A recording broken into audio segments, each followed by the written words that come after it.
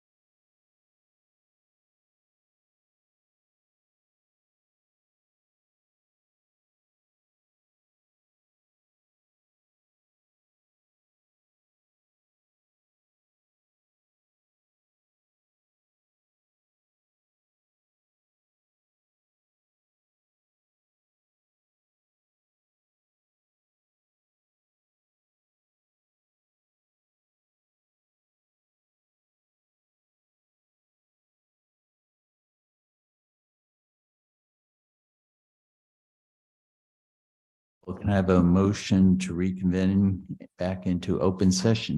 So move. Second. Second. Vote, all in favor? Aye. Anybody object? With no objections, we are now back in open session. Moving on to item 5, possible action on executive session items. 5A, the contractual matter, workforce housing. We have a motion to recommend to the board to direct staff to work with an outside firm on the market analysis. Can I have a second? Second. Are there any objections to this?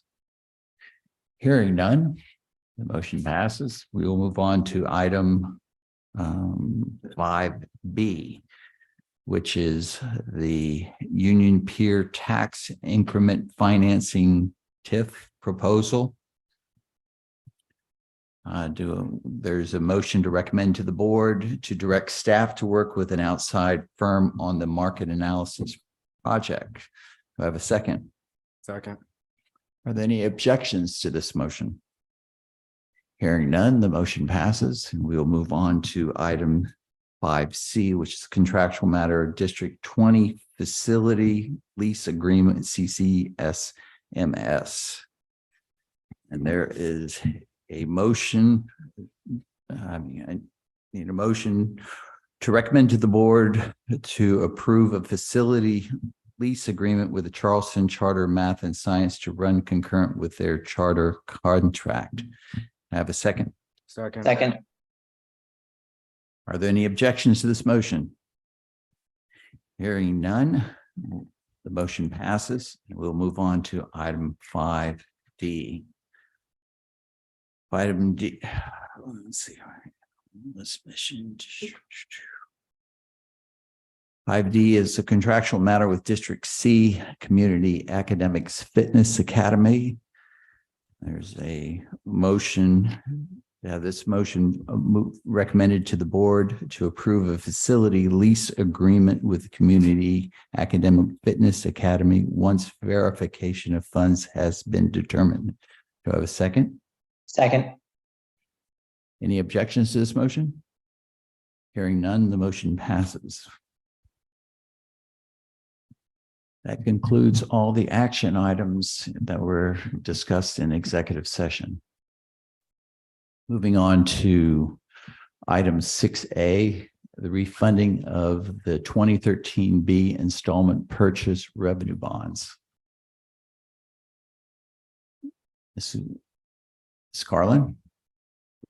Thank you, sir. We have Carol Clark on Zoom that will be covering this part of the agenda. Thank you. Hello, everybody. I'm Carol Clark from Haynesville Sinclair Boyd Bond Counsel. I think most of you have seen me many, many times before. And also with us is Jay Glover from PFM, who is the financial advisor to the district.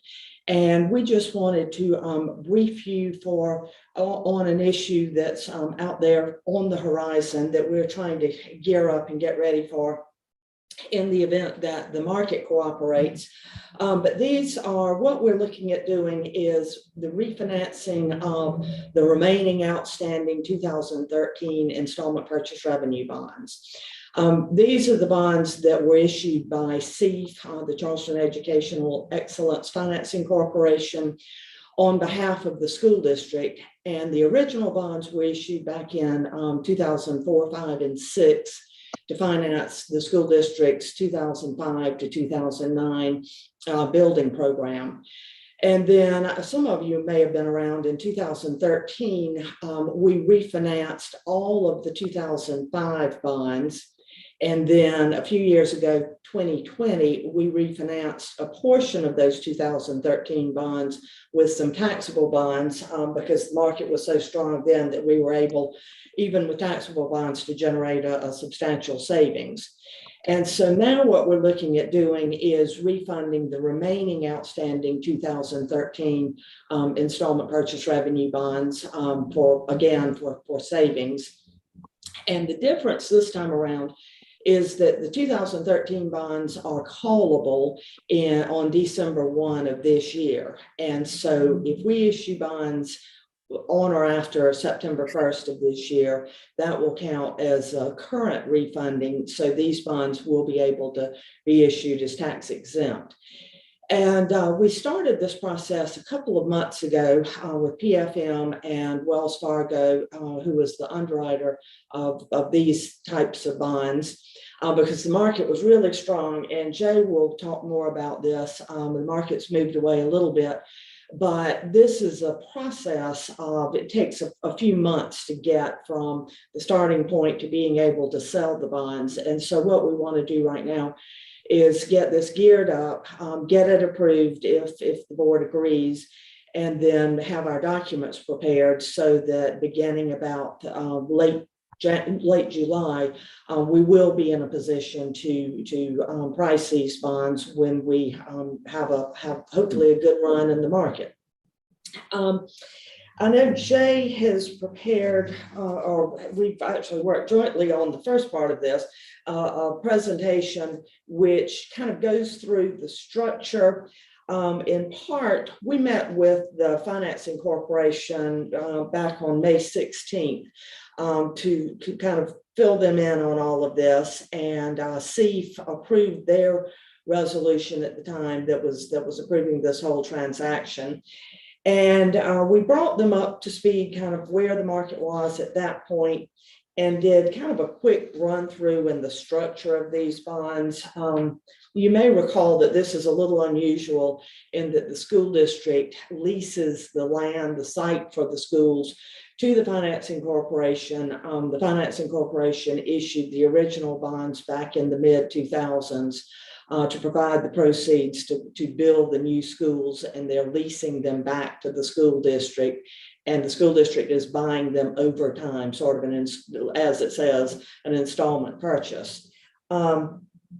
Jay and I met with Mr. Grabowski and Mr. Calhoun, I guess it was about a week ago, just to talk through the structure, since so far the board has really only seen general obligation debt, and this is just a completely different animal.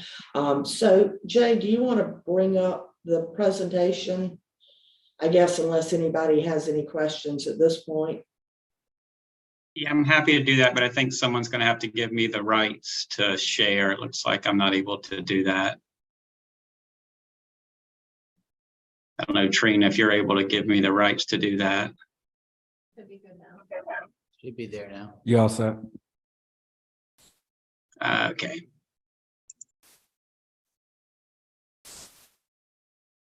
Perfect. Can you all see my screen? Yes. Yeah. Great. So Carol, you want to just, I know the first few slides here, we went through with Mr. Grabowski and Mr. Calhoun pretty in depth talking about the structure. I don't know that we need to necessarily go through all of that again, unless the other committee members would want to, hear that again.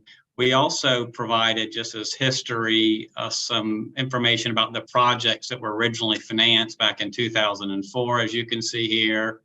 2005 was the large list of projects that were done here. And then in 2006, we did another list of projects, really to fund the majority of the capital program prior to when the current sales tax program was put into place. So, and then this next slide, as Carol mentioned, we've been very proactive with your help, the school board's help, and obviously the school district staff, to refund a number of financings as we've been in kind of a favorable market position with declining interest rates really over the last 10 plus years. So you can see here on this slide that between the general obligation bonds and the installment purchase revenue bonds, we've done a number of refundings that have equated to about $90 million worth of debt service savings on a net present value basis. And as Carol mentioned, back in 2020, which is the last line here, we refunded the most efficient maturities of the 2013 B bonds and got about $15 million worth of savings. And we're here today to request your permission to actually refund the remaining balance of those bonds now that we're in the current call window and can do a tax exempt current refunding. The next few slides really demonstrate why this opportunity is able to be taken advantage of here today. And what this shows is the tax exempt AAA GO yield curve. So it's where the highest credit quality tax exempt borrowers can borrow in today's market. And you can see by the blue lines, we have a very oddly shaped yield curve whereby you have, high rates on the very, very shortest end of the yield curve at 1 year. And then as you get out to 2 years through, say, maybe 10 years, you have a dip in the yield curve, which results in low borrowing rates, which is where our bonds are maturing. So we're getting the benefit of that dip in the yield curve that we've seen to actually take advantage of an opportunity that presents itself. There's a perception, I think, in the market that interest rates have gone up dramatically. Well, they have somewhat, but in certain parts of the yield curve, they're actually still very attractive from a borrowing perspective. And this is supplemented really by the next chart that shows taxable interest rates. When we actually do this refunding, we'll get the proceeds and we'll actually put them into an escrow account for a 90-day period before the bonds are paid off. And we can actually invest those proceeds taxably at a 3-month yield. And the way the yield curve is shaped now, actually 3-month rates are higher than even 1-year rates or 10-year rates or even 30-year rates, because the 3-year yield right now is about a 5.3%. So we're going to be borrowing at a very attractive tax exempt interest rate, and we'll be investing those proceeds at over 5%, which allows us to earn positive arbitrage in the escrow. So there's a dynamic about low borrowing rates and high investment rates that makes this opportunity present itself in today's market. In terms of historical perspective, just to give you some historical perspective, this graph shows, again, both the tax exempt and taxable yield curves on a ongoing basis. These beige bars show the range of where rates have been over the last 10 years. And you can see on the left-hand chart, this dark blue line here, where we're actually borrowing for this loan, we're pretty much near the 10-year historical averages, maybe a little higher than that, but still a very attractive level. Whereas on the investment side, we're borrowing within 1 year, we're investing within 1 year, we're really at the all-time highs in terms of where those rates have been. So it's a little bit of a unique circumstance with this inverted yield curve that actually allows us to take advantage of this opportunity. And it so happens that it's when we're in our current call window. So that's really the dynamic that makes this opportunity available to us in today's market. This slide shows what we're projecting in terms of savings. And I will mention that this slide was actually put together for the Charleston Educational Excellence Financing Corporation meeting. Rates have changed a little bit since then. I think we're all aware of the debt ceiling issues that the market faced over the last several weeks that made rates increase some. Since that issue has been resolved, we've seen rates retract back down some. We're hoping that they will continue to do so. So when we put this presentation together, we were looking at about $7 million of net present value debt service savings, or about 5% of the refunded bonds par amount.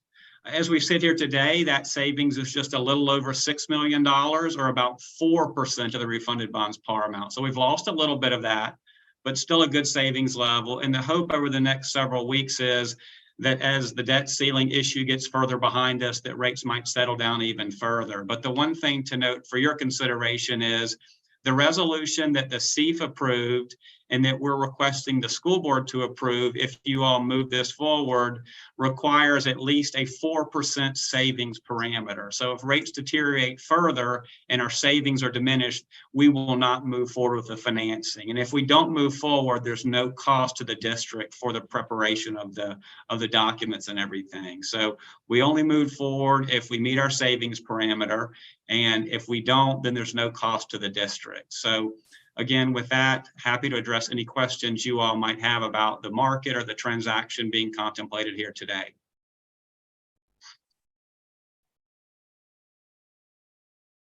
Any questions from the committee?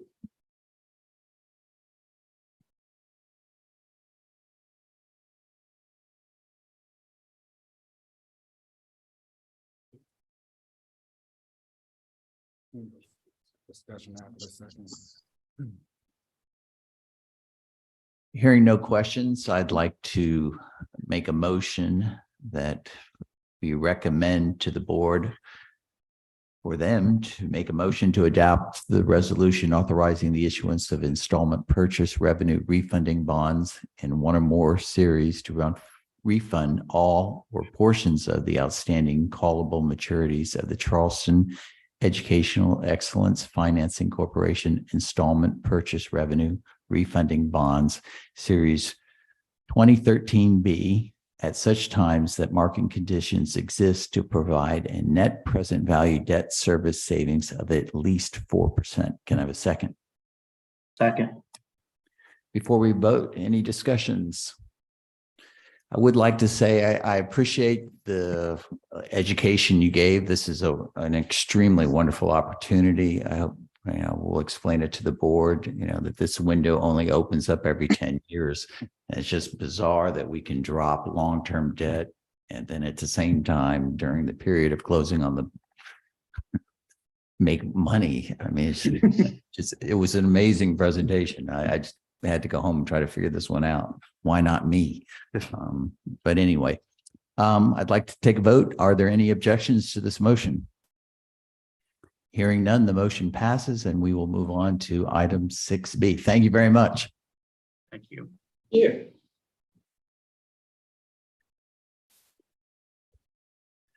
6B is a facility and use and rental agreement to be presented by Mrs. Barnett again. This is concerning the facility use and rental guide, and we currently have a facility use program that is going in its 49th year here at the school district.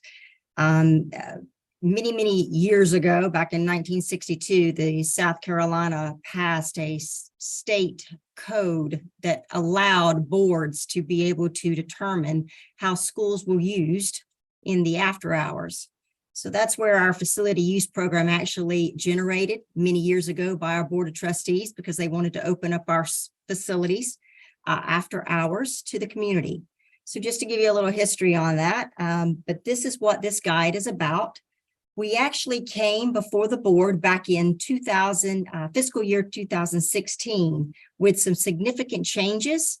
We did a market analysis of our facilities and how they were being used and compared them to other facilities across the Southeast to determine if the rates we were charging for our facilities were in line. We determined when we look at those rates that we needed to adjust those. Those rates are based off of what we call 3 different categories. We look at cost recovery. We look at what's considered a non-commercial rate for our nonprofits, and we also look at a commercial rate. So what we did is we determined and presented to the board, those were the significant changes that we had at that time. We did not adjust any other parts of that other than our rental rates.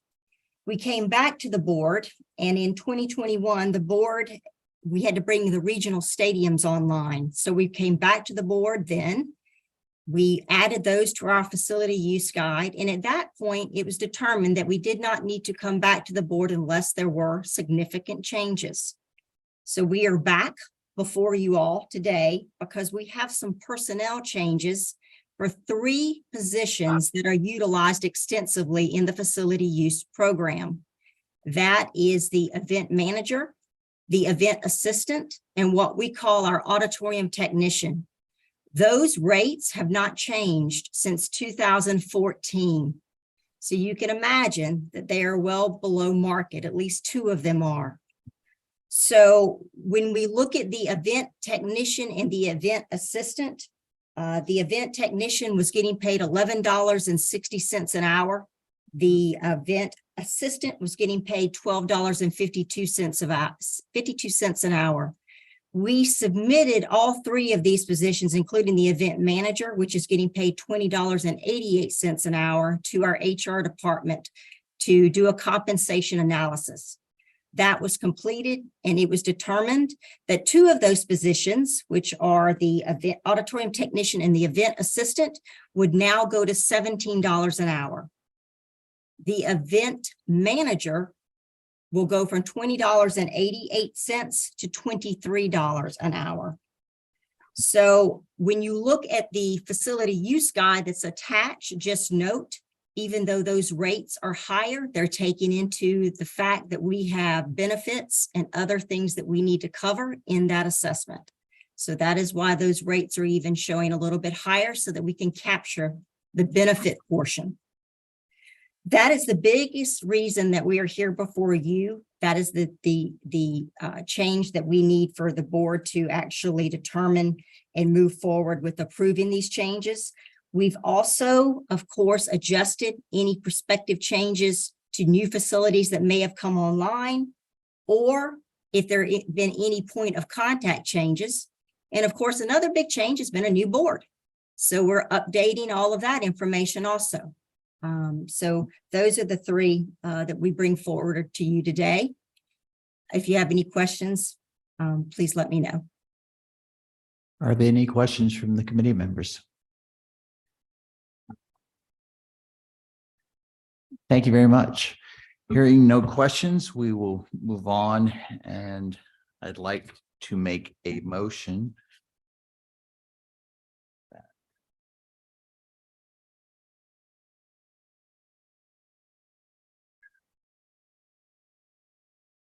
Motion to recommend to the board for a motion to approve the 2023-24 facility use and rental guide with changes.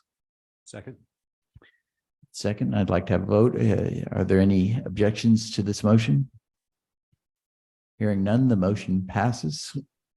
We will move on to item 6C, which is the 2017-2022 capital programs phase 4 sales tax budget reallocation. Thank you. This particular request is to use $1.89 million of excess revenues that's within our phase 4 sales tax program.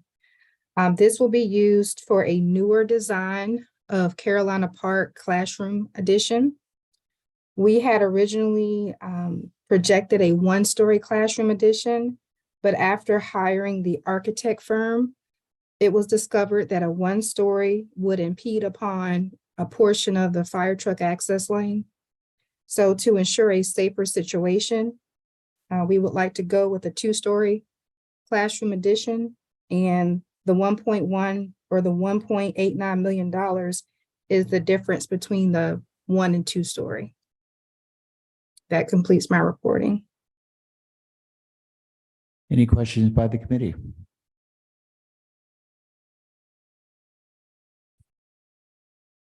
Hearing none, I'd like to make a motion to recommend to the board for the motion to approve the reallocation of funds as shown on the attached resolution. Second. I'd like to call a vote. Are there any objections to the motion? Hearing none, the motion passes, and we'll move on to item 6D. This particular item is a request within our phase 5 sales tax program. Most recently, we've had a PMF assessment of the funding for this particular program. They have projected a revenue of $160 million. This request is to use $31 million of the $160 million that was projected, and it will go towards 3 different projects. One being the Stall High School project for $30 million. And this actually is an additional scope of work with the increase in the student population at the school. There are several, we call big box areas, such as cafeteria, auditorium, and some teacher workspaces that are not sized to accommodate the growth there currently. So with this particular reallocation, we would expand upon the cafeteria. We would provide a new auditorium as well as teacher workspaces, and also a 300 student classroom expansion. Also, the remaining $1 million would be split between North Charleston High School. This is for their cafeteria expansion and weight room project. There were many unforeseen mechanical issues that have been identified. We've had an assessment done, and $460 million would be dedicated towards this particular project. We plan, this is this is actually summer work for this year. So we plan to start this work on Friday. But we need this funding in place in order to make sure that we complete these cafeteria expansion and weight room project. Also for Charleston Charter Math and Science, we have $540,000. That's dedicated to providing updated plumbing fixture replacement as well as updating their finishes. Our original project, original scope was to paint the lockers in the gym as well as replace the flooring in the walls. But this particular project will make the whole project finish off very nicely. You know, it's really no point to just do painting and replace tile when the fixtures are older, and it just wouldn't cause for a nice finish for this project. So all in all, again, $31 million of the $160 million that was projected for the Phase 5 program. Any questions by the committee? Ms. Boyer, how long would a stall project take? The stall project is scheduled for completion in December of 2025. And that's with the, with the change of scope, correct? That's correct. That's correct.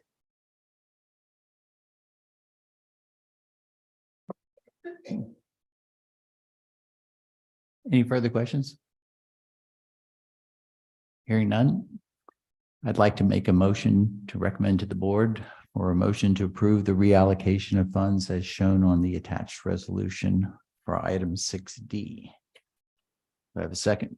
Second. We have a vote. Do you have any objections to the motion? Hearing none, the motion passes, and we will move on to item 6E, which is the fixed cost of ownership FCO F23 budget reallocation. Mr. Bowery. Yes, sir. So we've come to you in the past several months with reallocation for fixed cost of ownership FY23 from program contingency. This will be, it looks like the last reallocation to close out the year. This is a $51 million program. We had money set aside in program contingency in the event of an emergency. We're at a point now where we want to utilize those resources for the highest and best needed items. We've got 2 for facilities, 1 at Mount Zion and 1 for stadium inspections, and then funding for our nurses program to prepare our immunization van for use, which was purchased in with fixed cost of ownership, as far as coverage to identify it as the immunization van. And we're also looking at cabinets for all of our schools to add numbers of AEDs in our schools, and also provide cabinetry for EpiPens and Narcan by authorized users. So those would be put in our schools as well. So those cabinets would be purchased with these funds and be ready for use next school year. Any questions from the committee?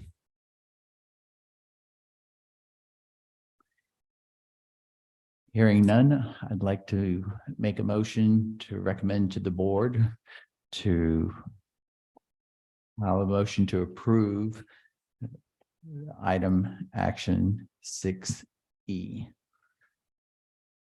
Second. Second. Any objections to the motion?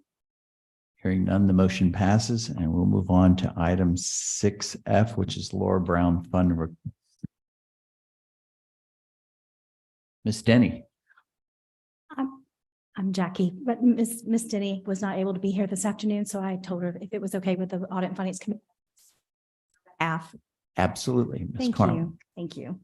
As you know, the Laura Brown Special Board Funds were created by the Charleston County School District to support student participation in competitions at the national level. Students who win local and district and state competitions are eligible to compete at the national level and are therefore eligible for funding. We submitted this to you earlier, but we are resubmitting again and including the particular charter school. And the reason being is because we went over the $50,000 threshold that we're allowed to go over every year. And so attached, you'll see that there are 6 schools that applied, and the total requested reimbursement was approximately $61,000. but we can't, because we can't go over the 50,000, we had to allocate it between all the different schools. And so the full award is approximately $50,000. And that concludes this part of the presentation. Any questions from the committee members? So Ms. Carlin, I'm just trying to understand. So basically we have 50,000 set aside and we're using the 50,000 set aside. Yes. Perfect. Yes. Thank you. When was the last time we used all 50? Did we? It's been a couple years. COVID didn't help. So we're just starting to get this back up and running, and also making sure all the different schools are aware of it. High schools are aware of it. So in the future, now that we're getting the word out to all the schools that this is available, if we get $100,000 worth of requests, we just appropriate it down so that it hits the 50,000 that we've got in the GOF budget. Yes, because they have to meet certain qualifications. The biggest one is the national level competitions. Any further questions? Hearing none, I'd like to make a motion to recommend to the board for a motion to approve the distribution of the Laura Brown Special Board funds as submitted. Can I have a second? Second. We'll vote on it. Any objections to the motion? Hearing none, the motion passes. Move on to item 6G. This is a fun one, committee membership. Thank you. So we have two committee memberships that are up for renewal. The first one with Mr. Stephen Duke. He was appointed to the Audit and Finance Committee in February 2019 for a 2-year term. He agreed to an extension in 2021 and has now agreed to another extension through May 2025. The second person, Ms. Velma Stamp, was appointed to the Audit and Finance Committee in April 2021 for a 2-year term, and she has agreed to extend her membership and continue to serve for another term through May 2025. Thank you. Any questions from the committee? Last chance. No, vote before they have another opportunity. Mr. Duke? Well, I definitely appreciate your commitment to the cause. I'm going to make this motion quick. I'd like to make a motion to recommend definitely to the board for a motion to approve the appointment of Stephen Duke and Velma Stamp to the Audit and Finance Committee for another term through May 2025. Can I have a second? Second. Any objections? Hearing none, the motion passes. Thank you very much. Yep.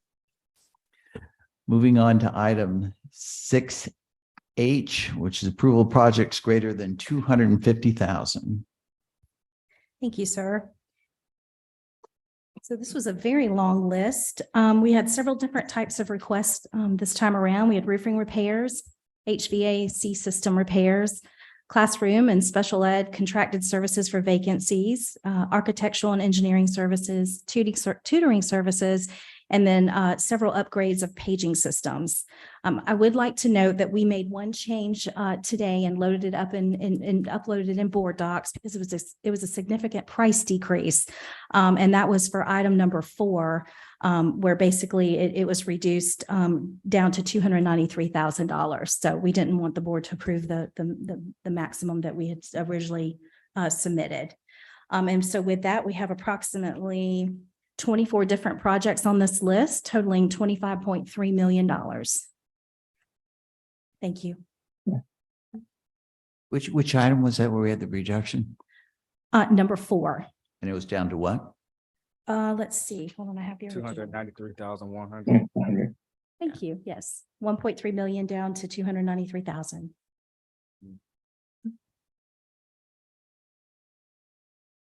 Any questions from the committee? Mr. Calhoun, are you? Me first. There are some items on this, Ms. Carlin, that I would like to recommend that we possibly postpone until July or when we have, if and when we have a new superintendent. And that would have been items 4, 7, 8, and 11. They all seem to deal with educational ESSER items, which we will be discussing shortly. Because a lot of it, I have some confusion, like in item 4, which has obviously been reduced radically. But we're using ESSER 3 funds plus general operating funds, which is something I had never seen before. So I'm sure there are going to be some questions from the board as to how that works. Yeah, We had them explain it real quick.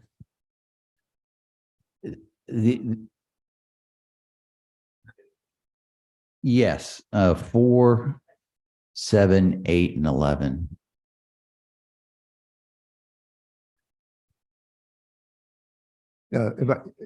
Number 7.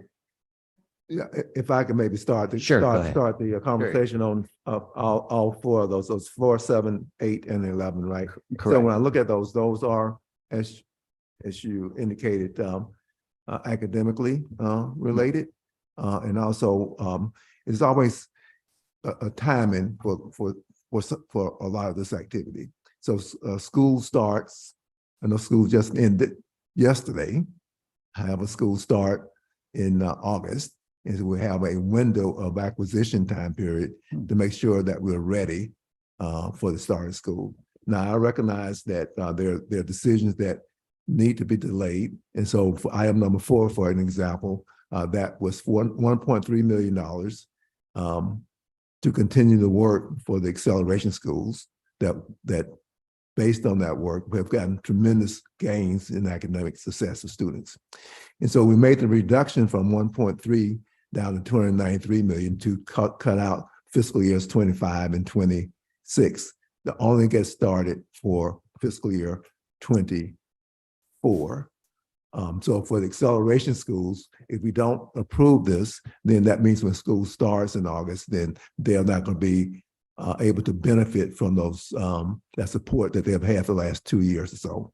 And then also in that item is an increase of adding additional elementary schools to be able to benefit from the same structure that the acceleration schools. And so these are some of our, well, not some, these would be other low performing schools. So that's one example. But the items there in 4, 7, 8, and 11, that's going to be, I would say, detrimental to our schools if we don't move forward. And I'll let Bill, you want to talk about which one, item 7?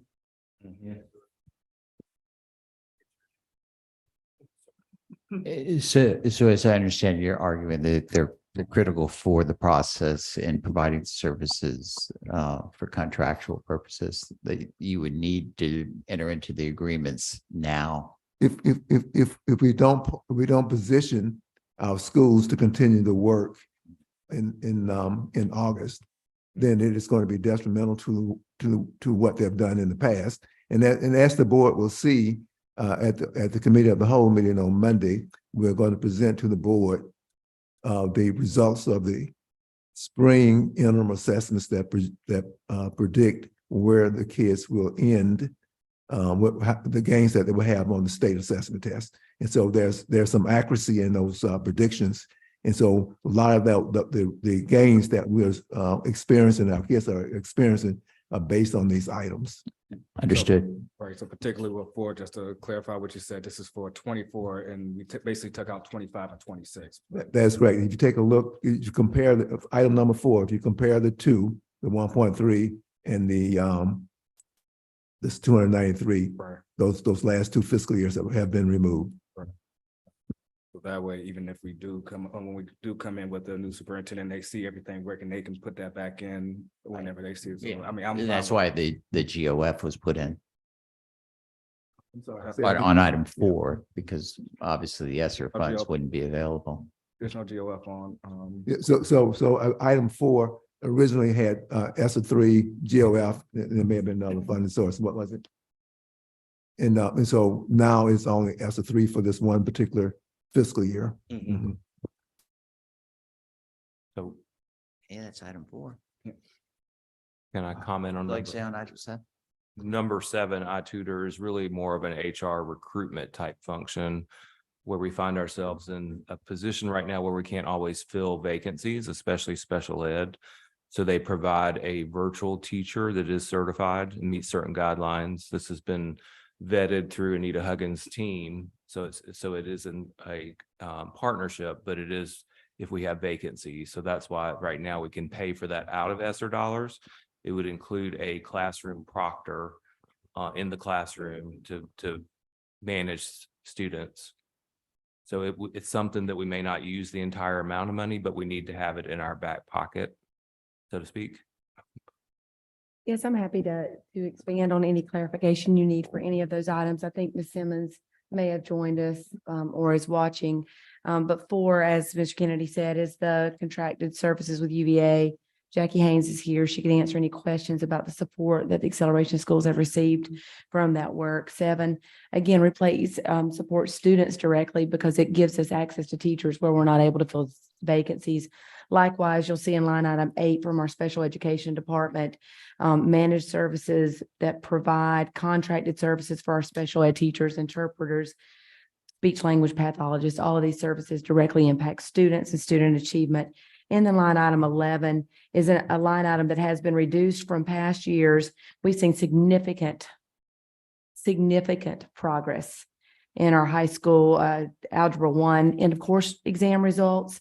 And Saga Tutoring is a third party with whom we've contracted to provide that support, particularly in our schools that don't have teachers, educators to support kids. So again, like Mr. Kennedy noted, it's necessary to introduce these services now so that that work is queued up, particularly for the number 4 UVA. Mrs. Haynes' principals are scheduled to be this summer with UVA to get extra growth and development. Likewise, some additional elementary schools have been identified that remain in the elementary learning community but need extra support, the thoughts are that they could benefit from professional learning and collaboration. If you have any other questions, I think Ms. Simmons is able to join us down and Ms. Haynes is available.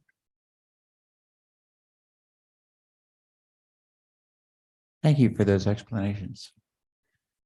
The only other question I had, and this really goes to the IT, side of it, it just seemed on items 12 through 18, when you looked at the bids, there were 4 responses, and when you look at the 12 through 18, there are 4 companies distributed through the same.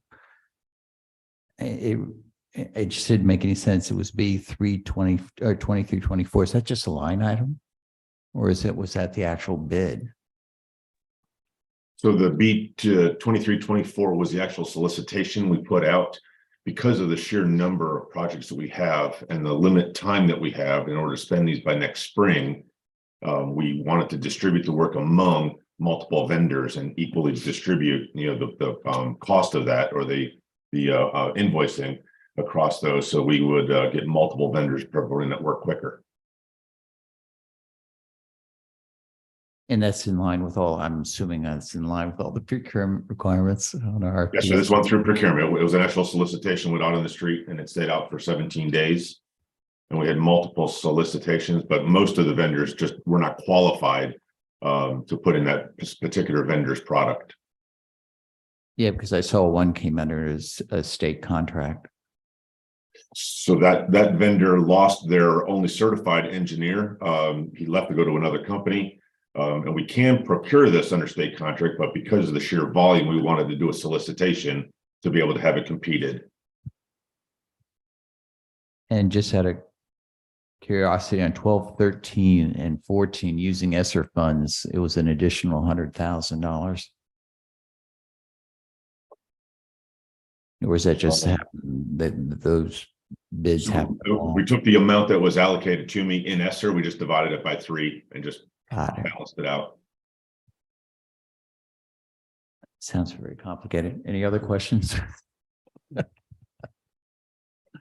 my question was answered through the explanation of 4, so I think we're good.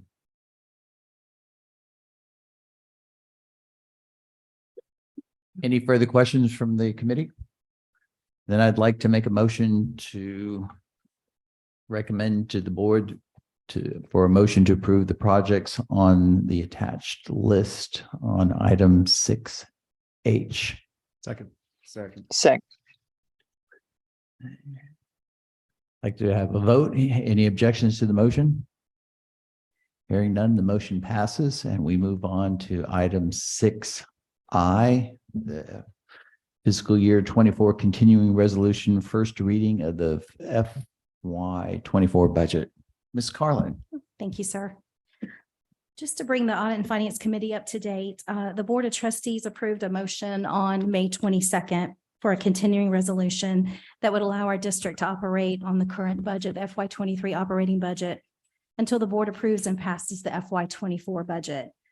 This will include any legislative mandated district pay increases that may result from the current legislative session. The Board of Trustees also approved a motion on May 22nd to have the proposed FY 24 budget that was provided to the Board of Trustees on Thursday, May 18th, along with any additional documentation requested by the board, referred for further review and recommendation by the Audit and Finance Committee today, June 7th. District staff created a Google Drive for the additional requested items on May 25th and provided the link to the board. Mr. Grabowski asked the district staff to create budget scenarios for the board's consideration and include the required increases along with non-teacher salary increases only. And based upon his request, the following budget scenarios were provided to the board on May 25th. The first one was one without a millage increase. We're referring that to as scenario 28. It would take the teacher step, it would provide a teacher salary increase of $2,500 plus a step. So that would take the teacher beginning salary schedule, that would take the beginning teacher salary from $43,146 to $45,646. By not having a millage increase, the funds available for allocation are approximately $20 million. Our required increases, which include the teacher step, teacher salary increase, retirement increase, health and dental increases, as well as the mandated paid parental leave, and then our charter school and meeting street payments, and as well as our operation contractual increases. Our total required increases are approximately $39.5 million. We did not include the school data review recommendations in this particular scenario. We did not include the learning services expansions. We did include the net positions possibly gained due to the upcoming changes. And we included other considerations such as the non-teacher salary increase, which is a 2.5% COLA, along with a step increase, insurance premium increase, and then a legal increase. So the total other considerations was approximately $10 million. We used approximately $11.5 million in strategies to balance, which did not include the elimination of departmental positions and did not include the non-salary budget reductions that we had been working on. And so the remaining to fund the FY 24 balance on this particular scenario was a negative $22.2 million. That is what we were short without doing a millage increase with trying to do all these other considerations. The second scenario he asked for us to do is scenario 29. It included a $7.1 million increase. The teacher salary increase was $2,500 plus a step out to 40 steps, which again would take the teacher salary schedule from $43,146 to $45,646. The funds available for allocation with this particular millage increase is about $42 million.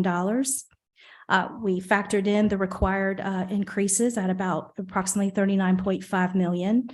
Unfortunately, we did not include the school data review recommendations or the learning services expansions. We did include the possible enrollment changes at $4 million, as well as the other considerations, which included non-teacher salary increases and those other items listed below, which was approximately $10 million. We were able to balance this particular budget with the strategies to balance of things that we knew we could do, $11.5 million. And so the remaining to fund this balance was a positive 183,000. So we were able to balance this budget or this scenario, excuse me. The next scenario, scenario 31, included a 7.1 mil increase. This particular scenario factored in a $5,000 salary increase for all teachers, plus a step, and the step going out to 40 steps. This would take their beginning salary from $43,146 to $48,146. The funds available for allocation were approximately 42 million. And here again, we included the required increases at 51.4 million. That number has increased because of the teacher salary piece at $5,000 per teacher. Unfortunately, we were not able to include the school data review recommendations nor the learning services expansions. We did include the projected enrollment changes as well as the other considerations that I've discussed in the last two scenarios. So the remaining and then taking in consideration the strategies to balance, which are things we know we can do without eliminating positions or reducing salary or non-salary budgets, we were still short $11.7 million for this particular scenario. And then the last scenario, scenario 30 with a 10 mil increase. Here again, the teacher salary increase would be $2,500 up to plus a step up to 40 steps. So the funds available for allocation are approximately 51 million. We did include the required increases. Unfortunately, we did not include the school data reviews, recommendations, or the learning services expansions. We did include the projected enrollment changes, and plus the other considerations. And taking in consideration strategies, this budget was actually balanced at 2.8 million. But when we took in consideration the other strategies to balance, we were able to end this particular budget with an $8.6 million surplus.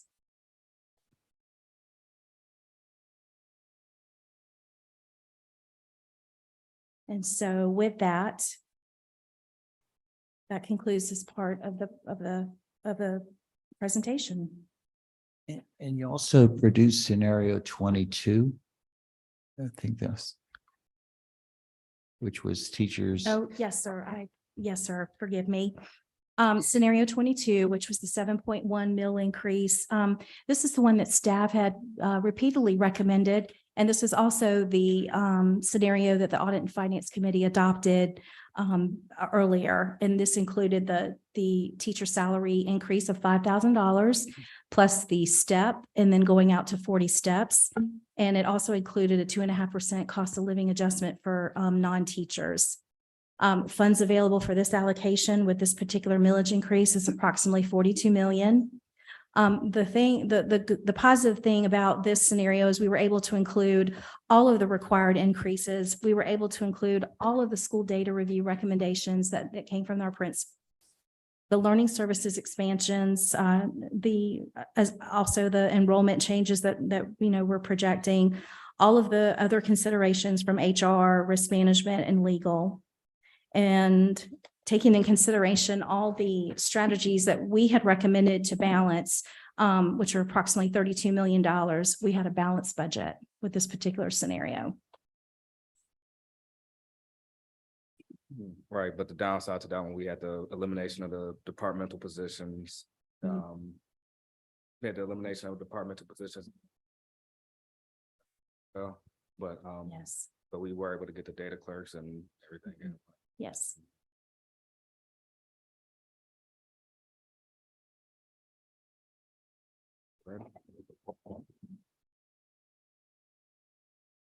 Yeah, I think, the goal to this discussion with this committee is, that we really need today to try to come up with a document, a scenario, based upon the staff's recommendations. I really appreciate meeting with Ms. Carlin shortly after the meeting and working through this. And I appreciate how you laid out the different, scenarios for the board and the committee to review. I think it's really critical and on us today to come up with a very strong recommendation. I also appreciate receiving all of the ESSER documents, the vendor documents. I know Dr. Temple had a lot lot of questions, as did a lot of board members, as to, how the ESSER funds were being spent. And then, I appreciate, and we'll be talking about this document, I guess, in the next, action item, looking at the amount. There had been talk, about using ESSER funds into, to help offset the salary expenses, but definitely in talking to the staff, that was made clear that that's not really, when you're looking at a long-term situation, that it's just better to roll it into the general operating fund today and deal with it today, because it's going to be there next year too. So to use funds that are going to go away is not, physically smart. So I do appreciate you building the scenarios this way. I do think, in looking at all the documentation that was being produced, I am going to ask that you add to the budget, or definitely for the first reading, for the board in June. Just like we do with the federal funding monies, to do some type of itemization, on the ESSER 3 funding, that can show us, the challenge that, we're going to be faced with in the next year with all of these positions, these FTE positions that are funded using, funding that's going to end at the, the year. Because I think we're going to have to be making some serious or hard decisions as to assessing what programs are really working and what aren't. I mean, I think this discussion needs to start, right away as soon as we pass this budget. Thank you for that, Mr. Grabowski. In complete transparency regarding ESSER 3 and positions, we've been in a constant state with Mrs. Simmons' team and Buffy Roberts of assessing the effectiveness of both programs and people and how they're maintained. For example, of folks funded by ESSER 2, those positions have been eliminated as we've looked toward efficiency and effectiveness, and how people have been used to impact student achievement. That is our primary goal. And so our principals already know and are aware that this funding sunsets, and as such, unless there is a significant impact on student achievement from people per se, that those positions will dissolve. And as many of those positions are held by certified educators, and as typically we hire, Mr. Brigman, how many teachers per year? We have strong feelings and conversations with Bill's team, who is collaborating with us, that we should be able to find homes for the most of those people. Again, we understand it's problematic to build a lot of FTEs into grant funding, but yet knowing that, assessing effectiveness, and understanding that certified folks are needed in our system to teach kids. We understand it's challenging, but we feel confident that we'll be able to provide the board some resolve on how to do that. Mr. Kennedy. Yeah, and so thank you, Ms. Huggins. So in addition to the analysis that Ms. Huggins said it's ongoing, has been ongoing for a while. If you take a look at our fund balance, we've talked about this before, and I'm looking at the number now. It's in the it's actually in the last document that Ms. Carlin went over at the end, where it says fund balance projection. There at the very end of that document, that schedule, it has some line items that's currently assigned for ESSER stabilization. $22.8 million. So that's we have built that up over the last couple of years with the intent of having the academic team do the program analysis, what programs are effective that has been funded by ESSER that we need to continue after ESSER sunsets. And so then we have the money set aside to begin that continuation. Not including the community organization funding?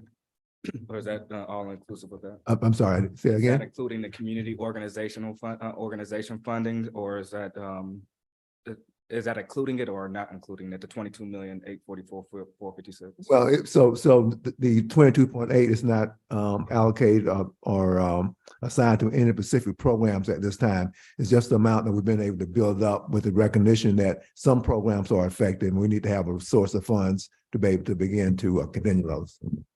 And Mr. Calhoun, some of the community-based organizations that submitted proposals built into their proposals managers as a way to or management of the actual funds for us to be able to analyze and assess their effectiveness. For example, the D20 Principal Collaboration Program, Dr. Janet Rose is a partner in that who is constantly assessing the effectiveness of those programs.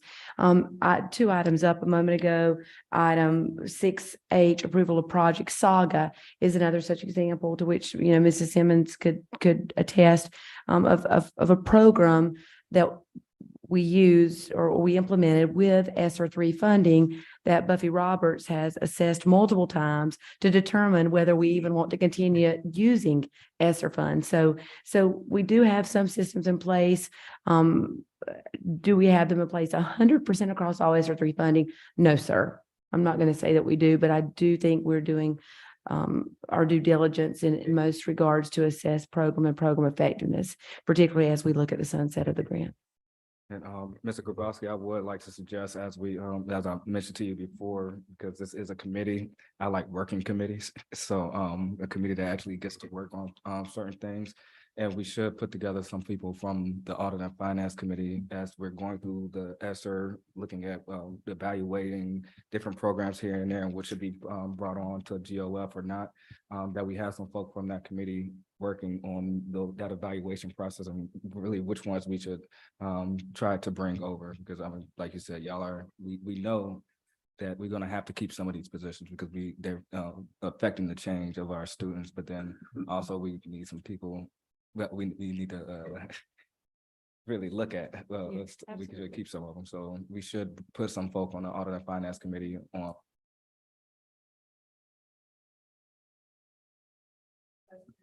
Go to the microphone. For a 10 mil increase with a $2,500 teacher salary. I mean, why don't we have a budget that's a 10 mil with a $5,000 teacher salary? I mean, what is that going to do? I mean, I'm looking at, we got 22 scenario, we got 31 scenario. I think we should be looking at budgets that give teachers $5,000 teacher salary increases. And then what is the millage that keeps our organization intact? I mean, the thing I like about, I guess it's 31, is that we're not, let me look at it. I think that may be a We're not eliminating department positions or non-salary budget reductions, because in my view, if those are important positions, we need to keep them. We don't need to dismantle our organization. So we need a budget that, in my view, you know, what millage do we need so that our teachers get 5,000 and we're not eliminating the department positions or the non-salary budget reductions. So you're basically saying we need a model that has, you know, everything static, and then we just changing around the millage, just play with the millage on it. So basically, oh, I'm sorry, somebody out the window. No, so basically, you're saying yeah, that- so 7.1. But the one with the 9. 10 mil and a 2,500, I mean, we don't want that. Just make sure I understood, because I didn't hear the last piece. So Dr. Temple, so you're asking for a scenario that includes all the expenditures that we have under 7.1 without the departmental reductions. I'm assuming the ones that are filled. I'm going to assume that you're not talking about the ones that have been positions been vacant for 2 years, and then also no non-salary reduction. That's what you're asking? I think would it be called? I want us to fund what we need to be effective in our organization. I don't want to see us people who support important elements of our educational process. So what is it, the budget? What is the millage that gives us the quality education that our students deserve? And then we also have talked about there's out there the 7,000. Are we going to pull $2,500 more from ESSER, and I don't see budgets that reflect that at all. So we need some. I don't think it's wise to use ESSER funds towards salaries. I could see using ESSER funds for a one-time bonus, but you do not use something, that is part of your general operating fund when we don't even know what it's going to be for 24, 25. You really need to live with what you're doing. I think for transparency's sake, the reason I was asking the ESSER be included into the budget is just so that, there's a document. It should be just like the federally funded money. It should be the same way, done the same way, because they're two of the same thing. They're restricted funds. So we really should know, how it's being spent. And that also gives a good picture of what we're going forward. Now, I understand, Dr. Kemple, what you're asking for. What you're asking for is what I would call the worst case scenario for the Best millage case. increase. Best case. Yeah, Best for case. the millage increase. I mean, Well- what it would show is if we were going to have everything on the plate that's been requested by staff without doing anything, what would that millage rate be? So I'm gonna tell you, so I just did a quick calculation. And so this is real quick. Mhm. So it's ballpark, but it's very Sure, close. yeah, we're not going to, It's this is very a close. recommendation anyway, so. It's very close. So to do what Dr. Temple said, Mhm. with the $8.4 million that says departmental positions, we would still eliminate the portions that have been vacant for 2 years. It makes no sense to year after year to carry those forward, I don't think. We would leave the 7.5 in. And so that's going to drive costs up to about 11 million, about 11.5 million. And so you're going to add another 4 mil, roughly, just slightly under. So to we'd be at 7. 11. I'm sorry? We'd be at 11, That's right, around 11 mils. about 11 mil. To do what, and then the last point about from Dr. Temple about making sure that we try to understand what schools need. That's exactly what we've done. So when it says student data review section there, that $10 million, I think it is, we have spent a lot of time this spring and late winter engaging with principals and with their staff to make sure that we understand what their needs are for next year. And so those needs are captured both in that section on the student data review section, as well as with the student data clerks, the data clerks rather, as well as with what's been presented by the finance team to whenever it was last week with the ESSER $3. So all of that has been taken into consideration in conjunction with working with school-based staff.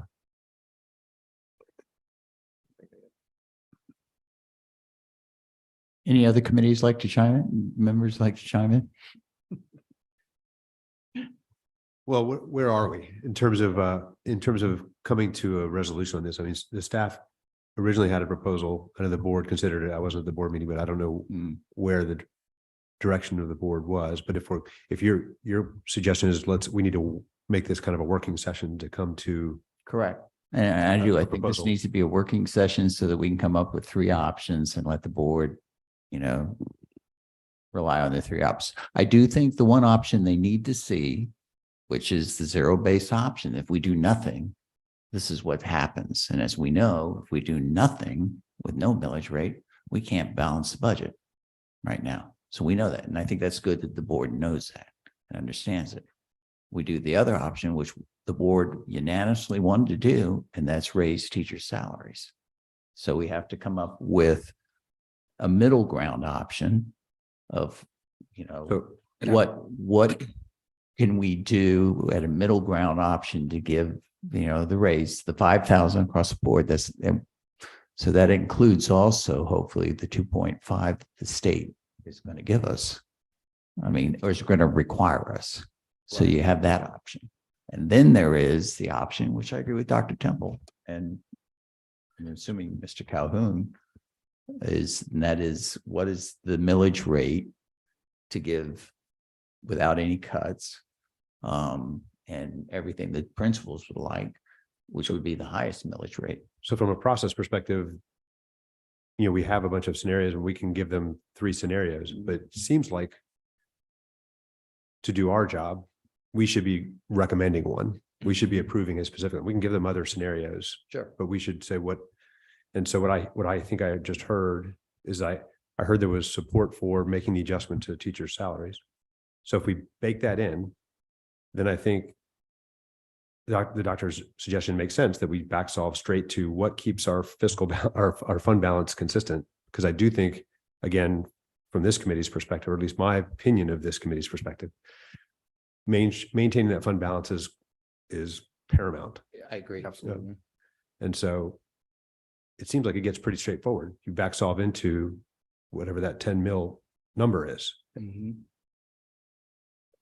So I know we talked about a lot. Carlin, you've got all the, you know, all the scenarios. So it's really finding Oh. those three that work the best. Well, let me, so I don't have to speculate anymore. I'll be rough. So at the, wherever the board meeting date was in May, that when we did not present, there were, in the package, there were 3 scenarios with balanced budgets that I think captures what we're talking about here. One is the 7.1 mil increase that was recommended, but we have 2 other options that are balanced. And one is an 8.3 mil increase. And all 3, by the way, includes the $5,000 teacher salary increase. And the third one was a 9.8 mil increase. And the only difference between that 9.8 mil increase scenario that was in the board package and what we just talked about for the 11 million was that we did not take out, we kept in the $7.5 million non-salary reductions. And then at the end of that, each of those scenarios is the layout for the projected fund balance. And in each of those cases, in addition to balancing the budget, the fund balance in each of those scenarios are in conformance with the fund balance policy. So, I mean, so if this is a working session, maybe the starting point is to take a look at those 3 scenarios that the staff, put together last month, and then we can maybe deviate, the committee can deviate from those. Right. And so As opposed to staff, because I think we have about, 28, 29, 30 scenarios. 31 scenarios. 31, So right. this still is down to 3 that we think that last month that we think that's at least a starting point to work with. So I guess, again, we're finding our constant. We have 5,000, 5,000 bottom.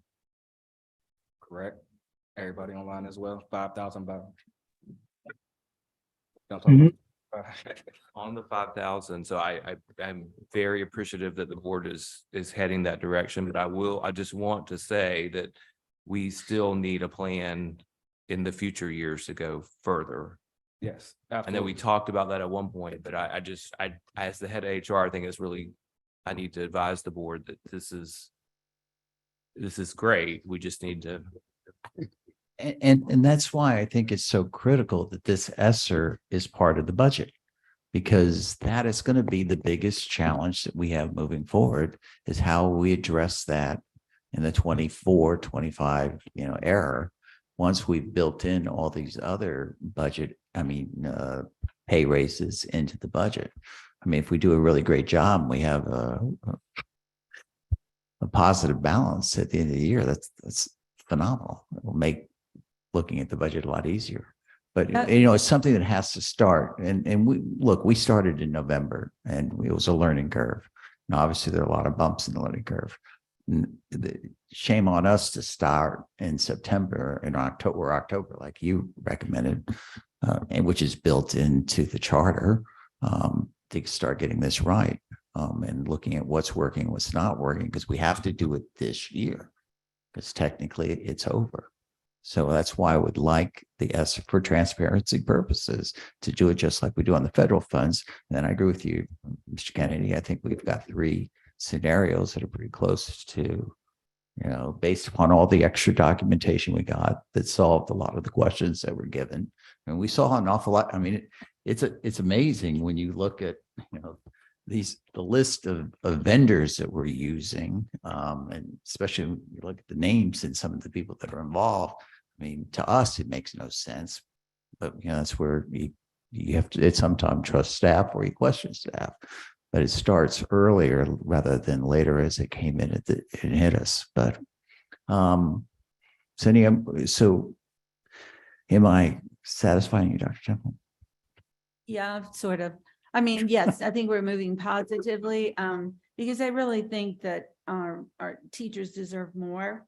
And so I want to see us get that $5,000 out of GOF into their salaries. But then there's another item on here about bonus. So if we could get to $2,000-$2,500 more out with the ESSER as a incentive bonus, that's good.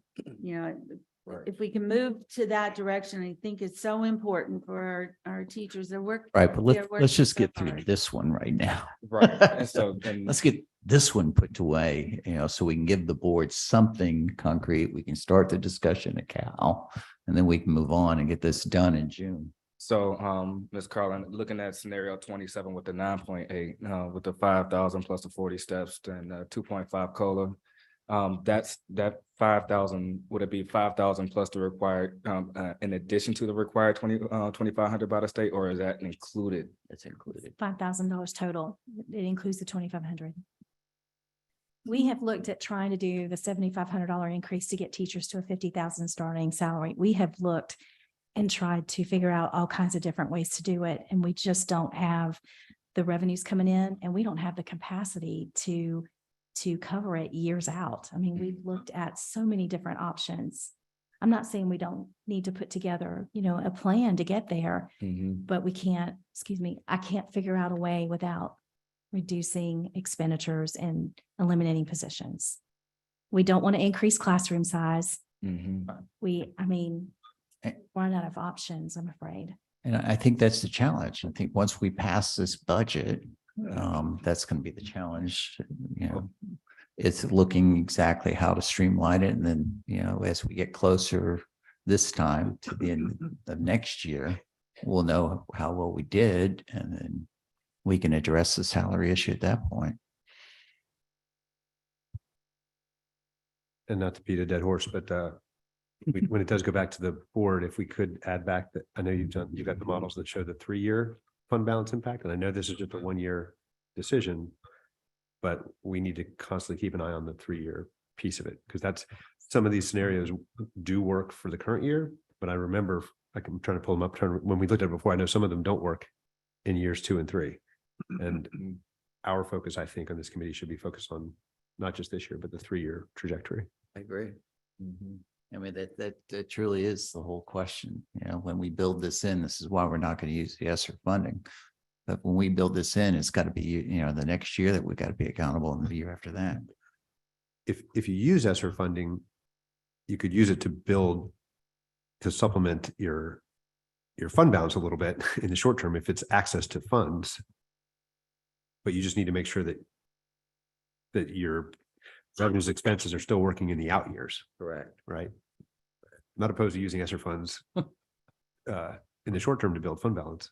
Yeah, but I would also say, I always, when we talk about federal funds, I always go to wherever the source of the federal funds are.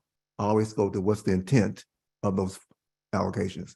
If you look at the ESSER funds, they were to make sure that we had safety in our schools. We were able to open schools up. And my predecessor, Dr. Postlewaite, along with Mr. Roy, they did an outstanding job making sure that our schools were safe to open up in the fall of 2020 and through 2021. That was one with all of the air quality stuff that was put in, safety, the cleaning, all of that. So that was number one. Number two was the tremendous learning loss that our students went through. And then number three, the mental health challenges that they had.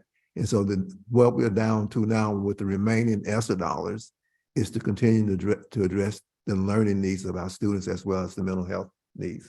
And so obviously that's the board decision, how to use the ESSER dollars in terms of bonuses. But if we reallocate, then that means when school starts again, this coming August, there's going to be less dollars to support students. And again, some of the gains that we've been able to attain since the pandemic has been related to those investments that were made through the ESSER dollars. And we need to I think need to continue. Correct me if I'm wrong, we've got 28 million already built into this one out of the general operating fund to keep ESSER programs going. So I say it again. We have 28 million. But so it's $22.8 million that is reserved for when the ESSER dollars go away in September of next year, September 2024, to potentially fund programs, to continue programs that were started with ESSER dollars that the system deemed to be effective. But when I look at this sheet, we still have $38 million in unaccounted funds. Or am I reading this wrong? So when I say 22.8 million, that's set aside in the general Right, fund. that's how the general fund. General fund, in the fund balance section of the general fund. Right.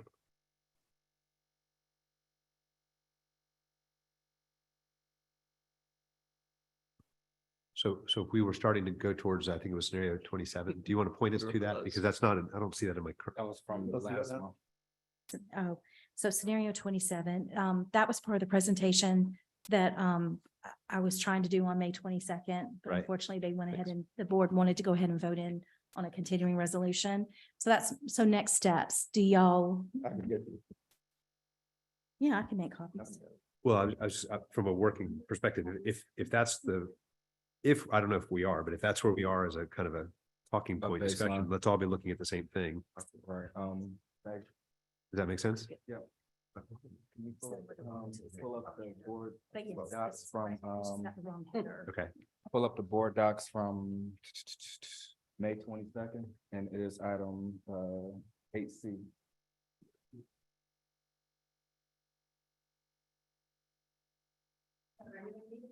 Yep, regular meeting. You don't happen to have handy what the 3-year fund balance looks like for that scenario by chance, do you? I might.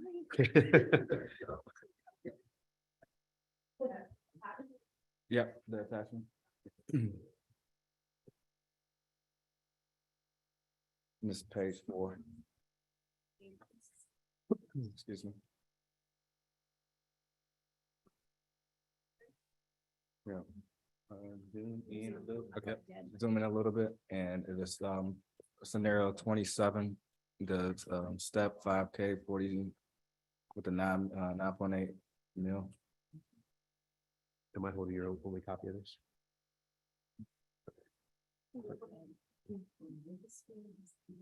Oh, sorry. Yeah. Sorry.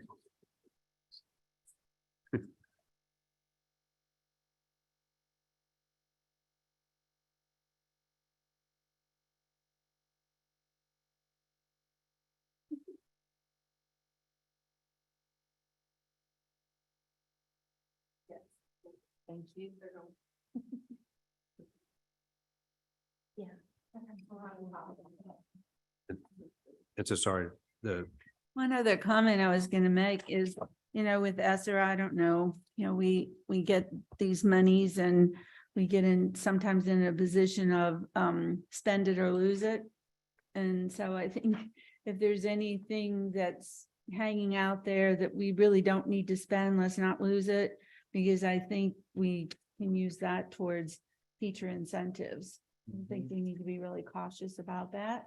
Not get into that frenzy of feeling like we have to spend it if it's not worthwhile for our students and teachers.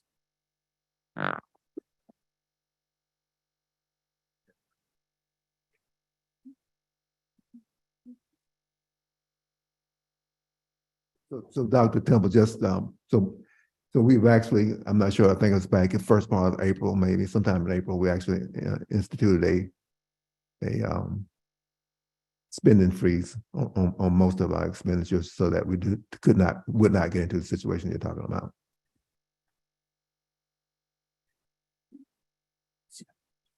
And what? Because the only reference in last year's budget, or I guess this year's budget, on the second reading, to ESSER was 3 lines, unless I'm reading this wrong, in which you just gave the total amount, adopted budget, proposed budget, and then the variances. And this is on the specialty funds. So it just seems to me that how you've got the other funds laid out, if we could just lay that out, that will clearly show transparently what we're up against, in moving forward this year. But going back to, did we get the right proposals up? Oh, I see. Okay, good.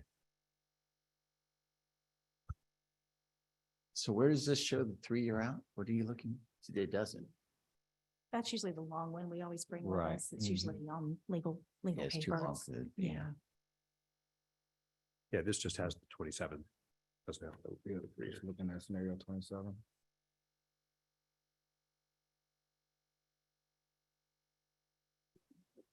So is this scenarios 27 as adjusted? Do you need another name for it to?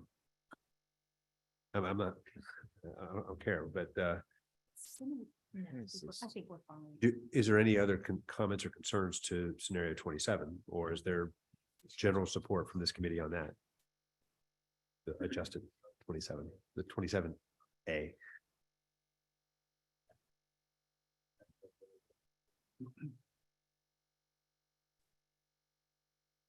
There's schools again, yeah.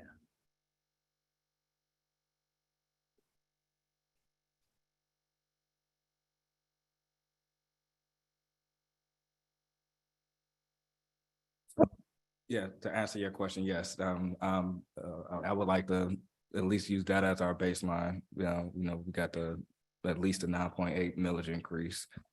We have the 5,000 in there. We have the 2.5 COLA, and there is no elimination departmental position, so that satisfies some other concerns that we have of keeping things in.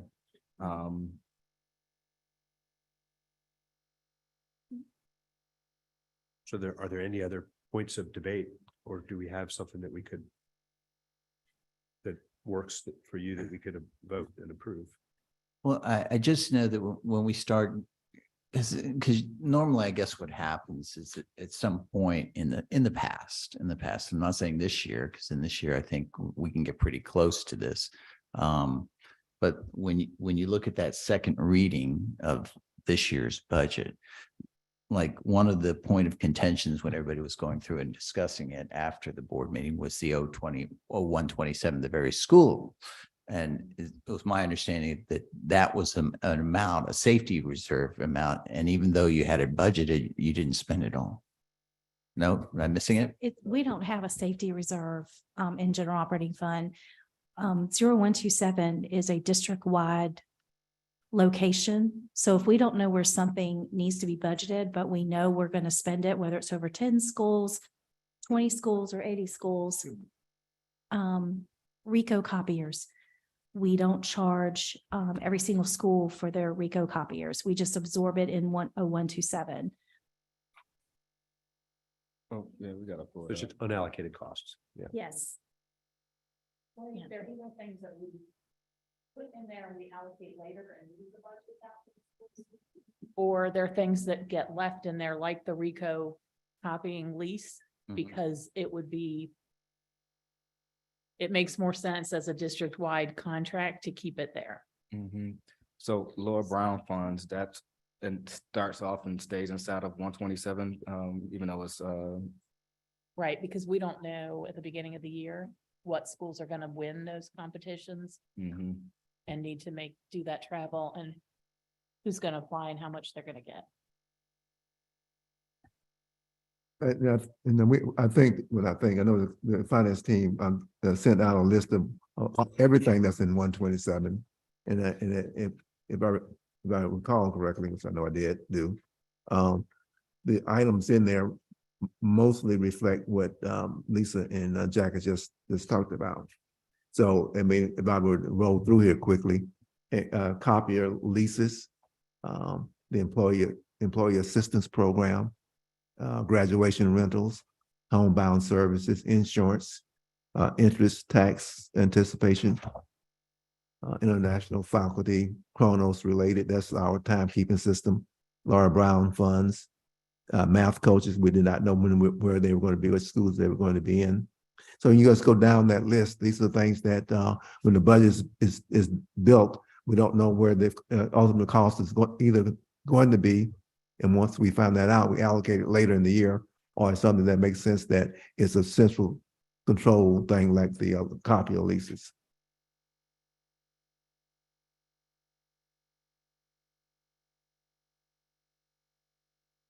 Thank you.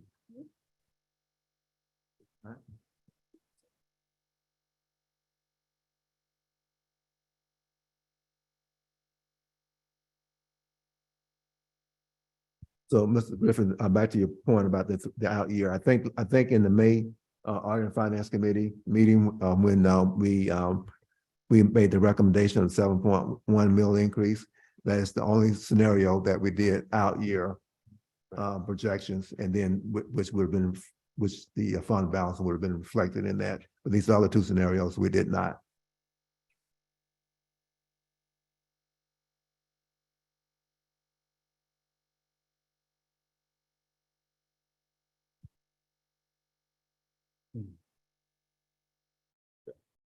Where we move from here?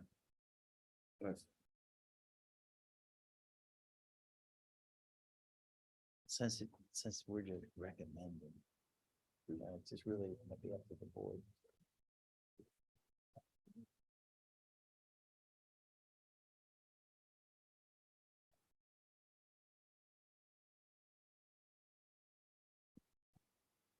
I think, we keep the one, scenario that shows we want out and grab two more, and we have two more, correct? Or really, I think really what we need to do is keep the one that shows that if we don't do anything at all, this isn't gonna work. And also, I'm sorry, I just didn't understand. I think we need to keep in the one scenario that shows the $2,500 increase to teacher salaries, because that's what we're anticipating the state will eventually get around to approving. So we have to anticipate that one. If we don't do anything, no millage increase, but with that $2,500, because we think that's coming down the road, and that's one scenario we have to keep in for consideration of the budget. I mean, for the board.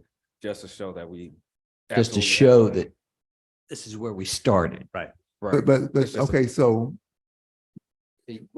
So this is what we're doing. We're looking at. So, trying to choose so I three. understand. So I'm sorry, let me make sure I understand. So the $2,500, that I do understand. Yeah. But with the, and with the zero millage increase. Right. That means it's going to be confirmed as a budget that's not balanced. Budget. It won't work. So. It won't work. So, I mean, we can put that in there. But if that's something I can't recommend to the board, unbalanced budget. No, I think our committee is going to recommend a specific. We're going to recommend a balanced one. I'm not going to recommend that one, obviously, because it doesn't work. Just gonna just put But it. it shows we got to do something. There's got to be Sorry, a I got you. millage rate increase. I got it. Okay, so you've got to show that so that we can push this through. Got it. Now what we've got to do is to come up with two that, gives the board an option. And so I think we just got to find the two best. And obviously there's one that is, you show what it would take to give the board everything they want, and then we find the middle road one. And I actually would like to hear from other committee members as well to see what where y'all are sitting at, because we've been going back and forth with the board on this the whole time. I would like to hear from the actual committee members. So, would you like to start? Well, I think I've said my piece. I mean, Yeah. I think And- 9.8, the 27, roughly the scenario 27, the 9.8 to me gets if the board is directed to make the compensation increase to teachers, then this committee's job is to make sure that we stay solvent. And the only way to do that is the 9.8-ish mill increase. Move down the line. Go to Mr. Duke. Yeah, I think we use the 9.8 and I mean, scenario 22 and 27. Well, I'm saying you want to hear from. No, 22, 27, and what's the worst? 31. Is it 31 where it was nothing? Where we at? What's the unbalanced budget?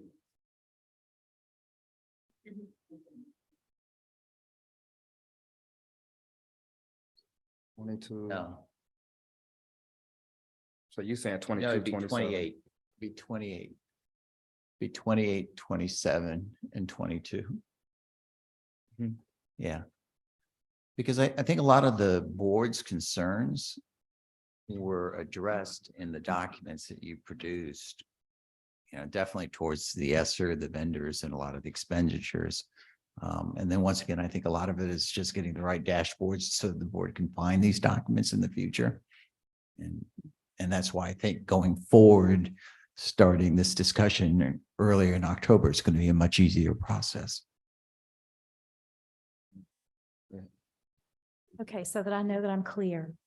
We're going to do another document with scenarios 22, 27, and 28.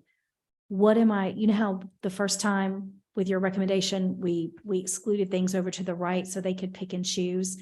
Do you want to do that again, or you want to leave these just like they are? I think you put them just as they are. They have these documents. They can see exactly where it went.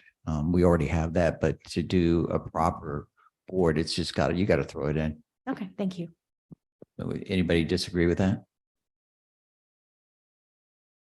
We hear from the other board. Right, any other committee members still aboard? I know it's been a long meeting. This is important, It's fine by me. very important. And my favorite, you're gonna prepare something for me on the ESSER 3. Well, we got the report today, right? Excuse me? We have the report today, right? The S3 report coming up. Well, no, but in the budget, Oh, okay. in the budget, rather than just, 3 lines, just break it out a little better, showing how it's allocated. You had mentioned, hold on a second, you had mentioned something about the consolidated schedule. I think you probably saw something in the second reading of the FY23 budget that talked about a consolidated Yeah, it's all schedule. consolidated. So I think even though the ESSER funding is in the special revenue column, I think what you're wanting to see is something just separate by itself. Just like you did. And if we probably need to, I'll talk to you about it tomorrow. Okay, yes. sir. I'll We come can work by, on that. I'll come by and we'll sit and meet and we'll go through it. And I'm pretty sure you and I, like we did last time, can bang this out and we can come up with something. Yeah, I don't think it's that difficult, but I just think it should be there for transparency. When does the board meet next? Board meets June 26th. June 26th? 26, yeah. Yeah, something. Is that soon enough? But this is the first reading, So when does the committee of the whole meet? Sorry. Monday. that Monday. Monday. Okay.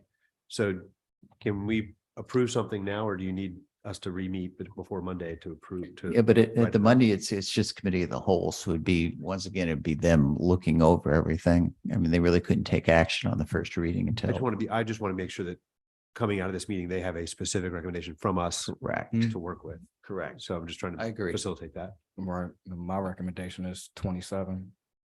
As far as, we get to 3, but That goes after the first reading. Yeah. That's why it's always a rushed process before we get to something I have to say something. this big. The second reading takes staff about 3 weeks Right. to pull the document together that y'all want to see. Mhm. So Mr. Kennedy and I were talking about this the other day. We were looking at the calendar, trying to figure out if there was any way we could make this happen with a public hearing by June 30th. And staff just doesn't have enough time to put that No, all I agree. together. I Okay. couldn't agree with you Okay, more. No, thank you. we have to, it has to go into July. The second reading and approval would be in July, and then we're good because the salaries and everything, HR starts in August. Because I just, and I understand, and I certainly understand, Jackie, the timeline, but if there's any way, once the board has some kind of consensus, what they're thinking as far as teacher pay, it's really critical, because June, we're obviously recruiting candidates, and we've had candidates turning us down here in the last week because they're not clear on pay. And so I think we bring it up to Calvin. any kind of early We get them commitment, to and I apologize. get their but- feeling at So- Cal. So the detailed information that was presented to you all whenever it was last week, maybe through the weekend. It's essentially on this, let's say that's a recommendation of one of these scenarios coming from the committee to the board, and the board approves that, then essentially in that budget book, you have the same type of detail in more of a readable format for the public. But so one option that you might want to consider is if there's a desire on the board to adopt a budget in the current fiscal year for next year, work on summary data now that you have the detail, and then subsequent to the June 30 vote, we could circle back, or this team could circle back and provide the detailed budget book.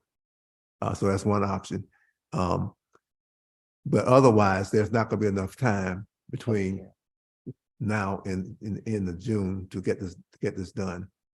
So to paraphrase, to make sure I understand it correctly, there could be a summary budget prepared by Monday for the full board, and the board could approve that summary budget subject to an opportunity to review the more detailed one later.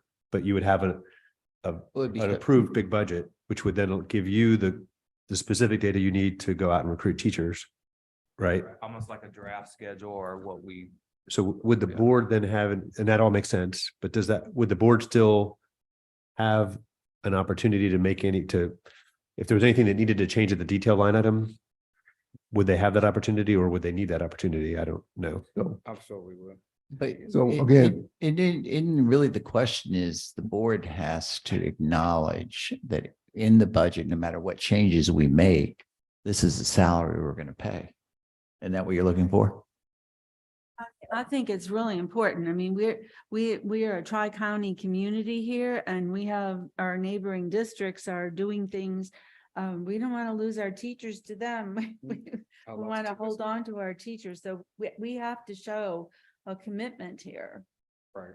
well, That's why when I look at these two scenarios that we're putting forth, the one that we put forth, we know is not legal, and it's not going to work. That's just for information purposes. So we're putting through two that have what the salaries are going to be for next year.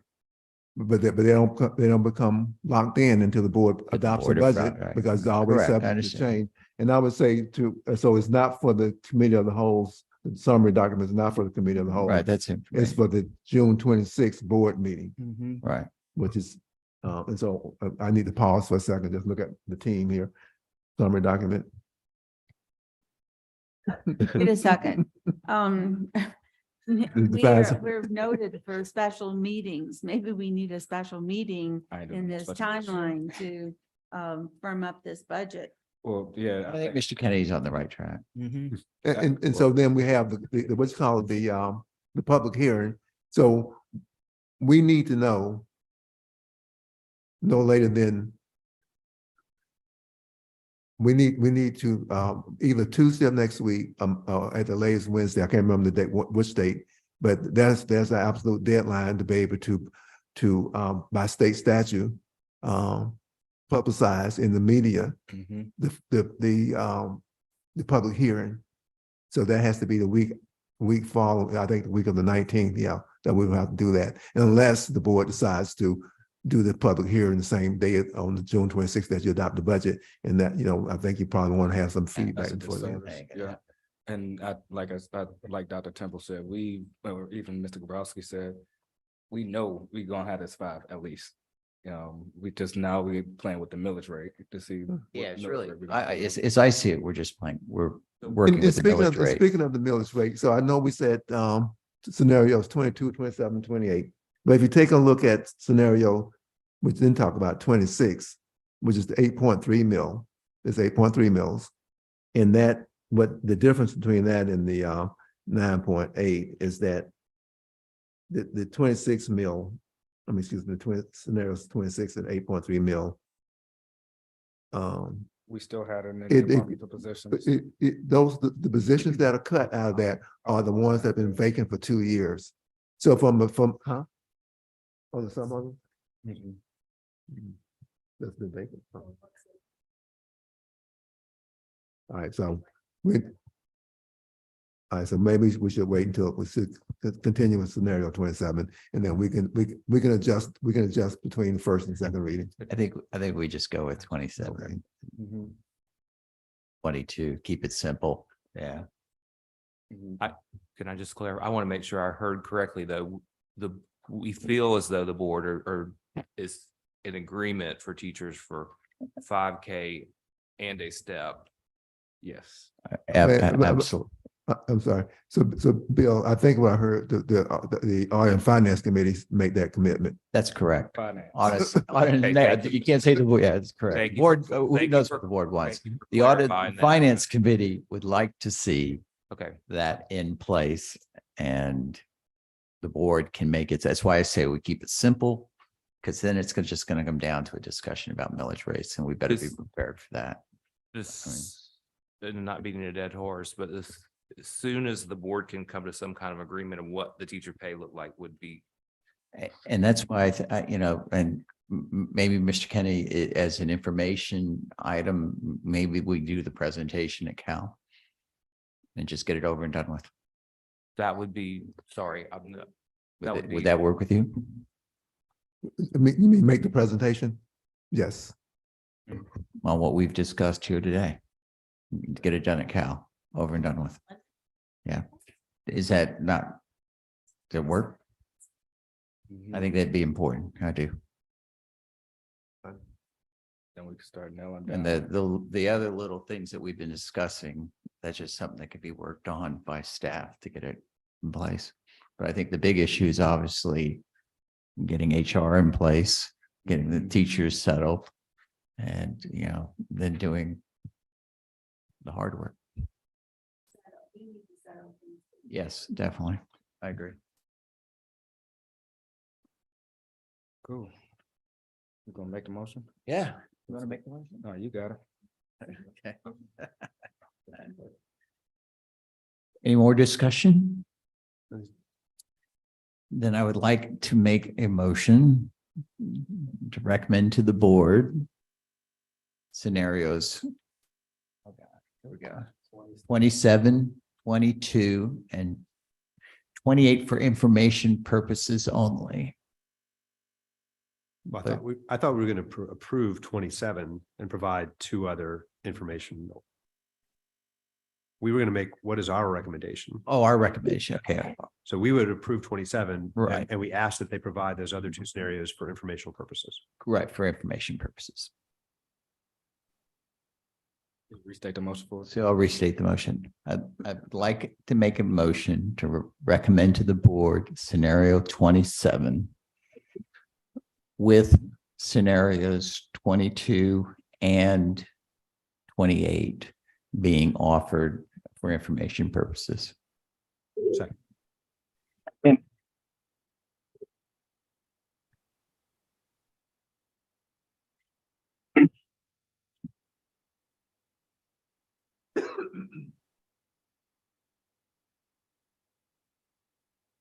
So I seconded it. I don't know if there's any. Oh, Okay. I'm sorry. Yeah, he just seconded. I apologize. On this one, I'd like to take a voice vote. All in favor? Aye. Aye. Any in oppose? Hearing none, it passes unanimously. We can move on. Lost everything. We are at one-time $5,000 bonus. IJ.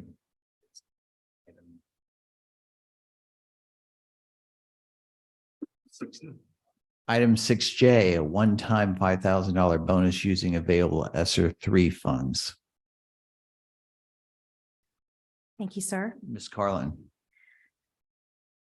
So the Board of Trustees approved a motion on May 22nd to instruct district staff to prepare a proposal for the June 26th board meeting that would provide certified classroom teachers to include media specialists and guidance counselors, a one-time $5,000 bonus using available ESSER 3 funds.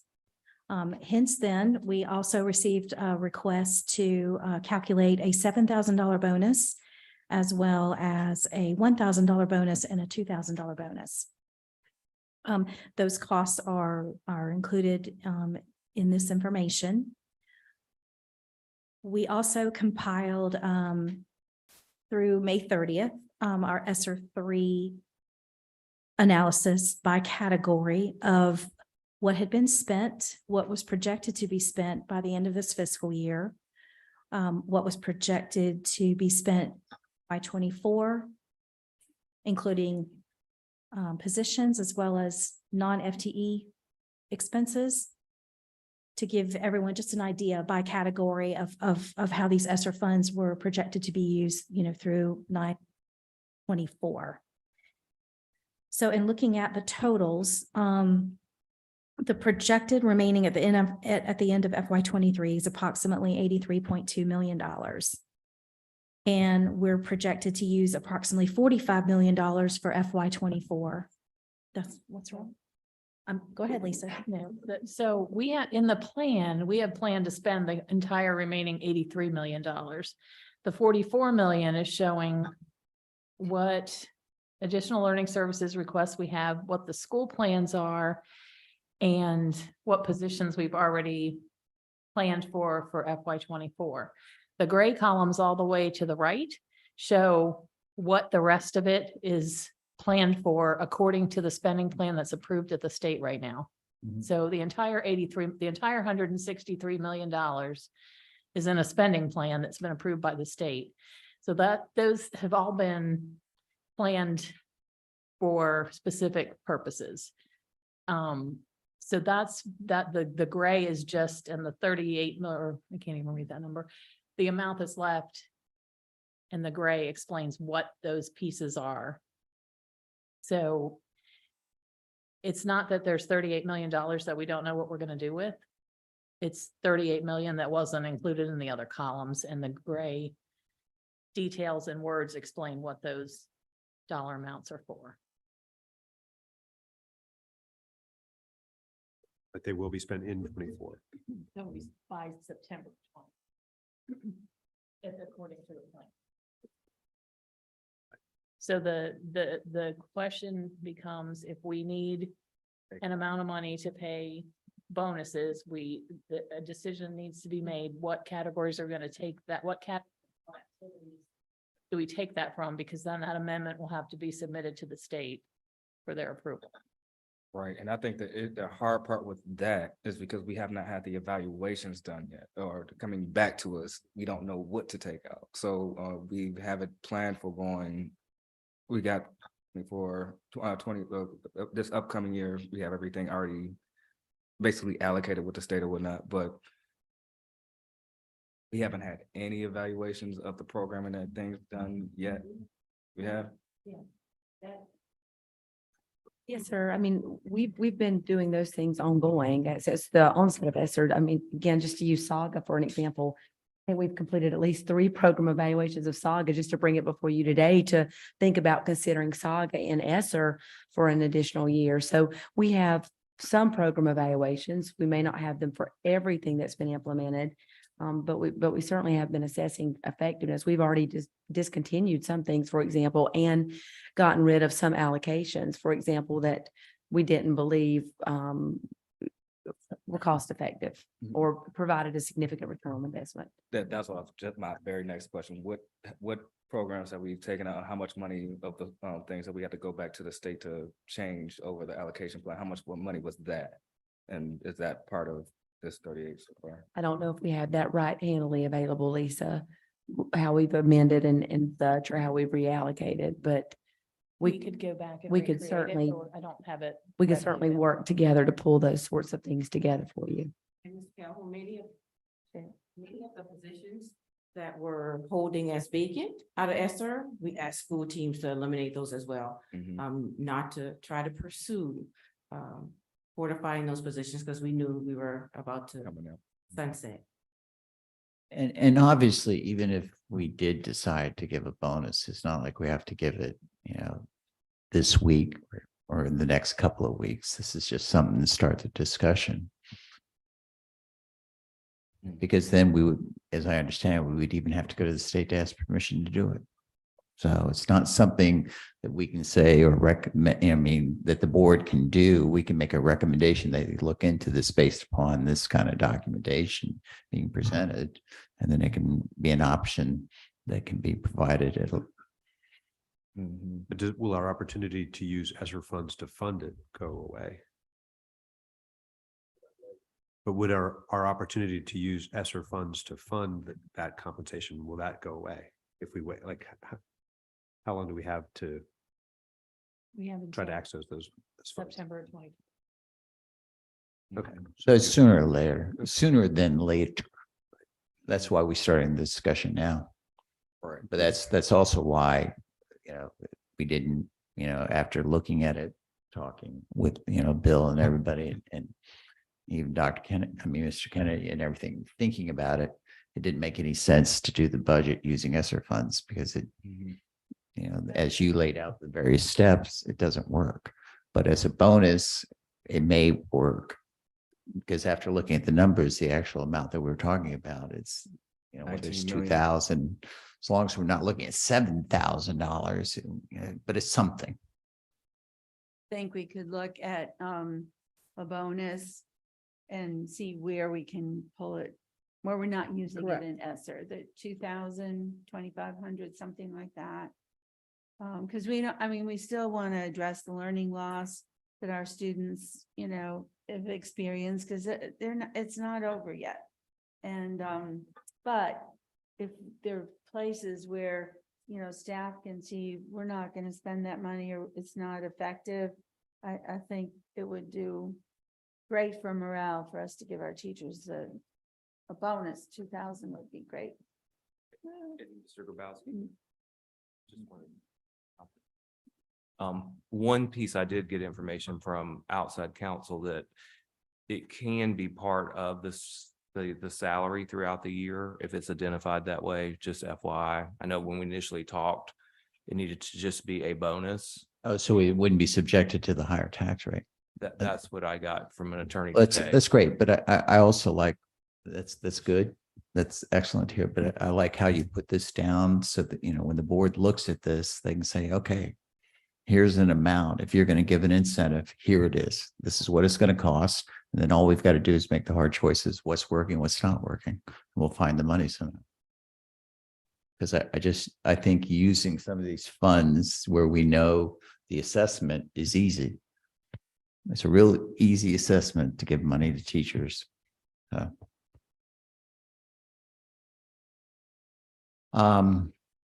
So I think really I think the board, and this is still in discussion, just needs to be advised that this is a good starting point, and these are the challenges. And it's the audit. So I'd like to make a motion to recommend to the board that it continues working with staff in trying to determine a bonus using ESSER funds to teachers. And would that be certified? Would it be, this is just certified teachers?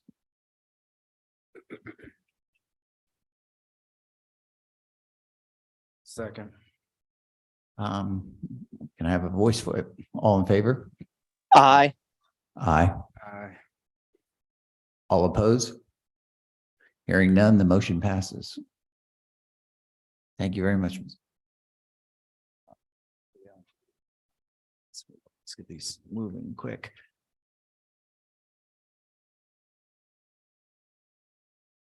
Item 7A, the IT Steering Committee Quarterly Report.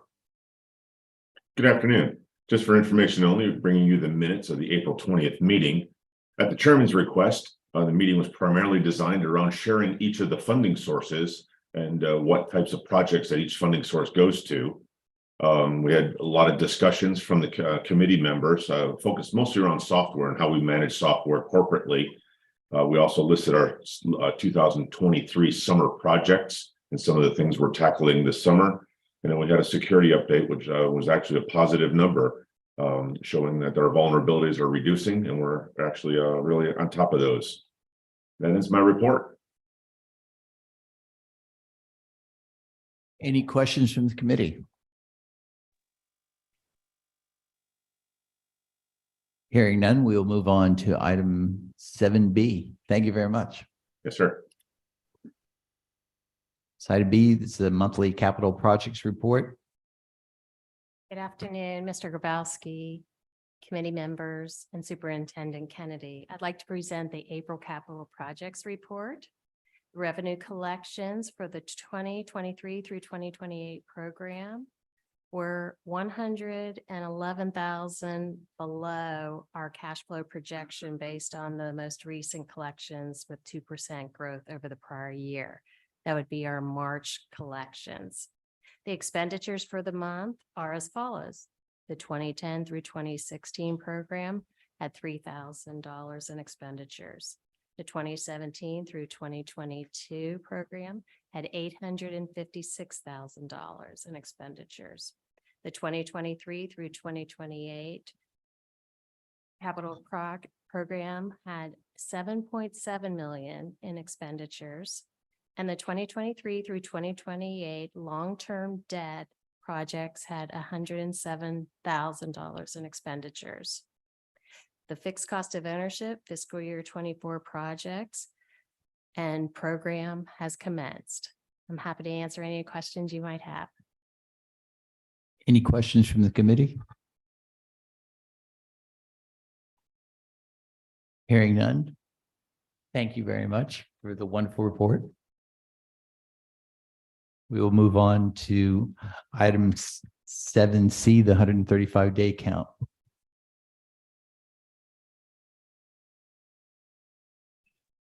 Good afternoon. I provided are you able to hear me okay? Okay. I provided the analysis of the 135-day average daily membership, which compares the counts to the current year 45-day and the prior year 135-day average daily membership. These are the numbers that are reported to the State Department of Education. They're used for the current year to reconcile our student funding for 22-23, and they're also used to project our revenue for the 23-24 school year.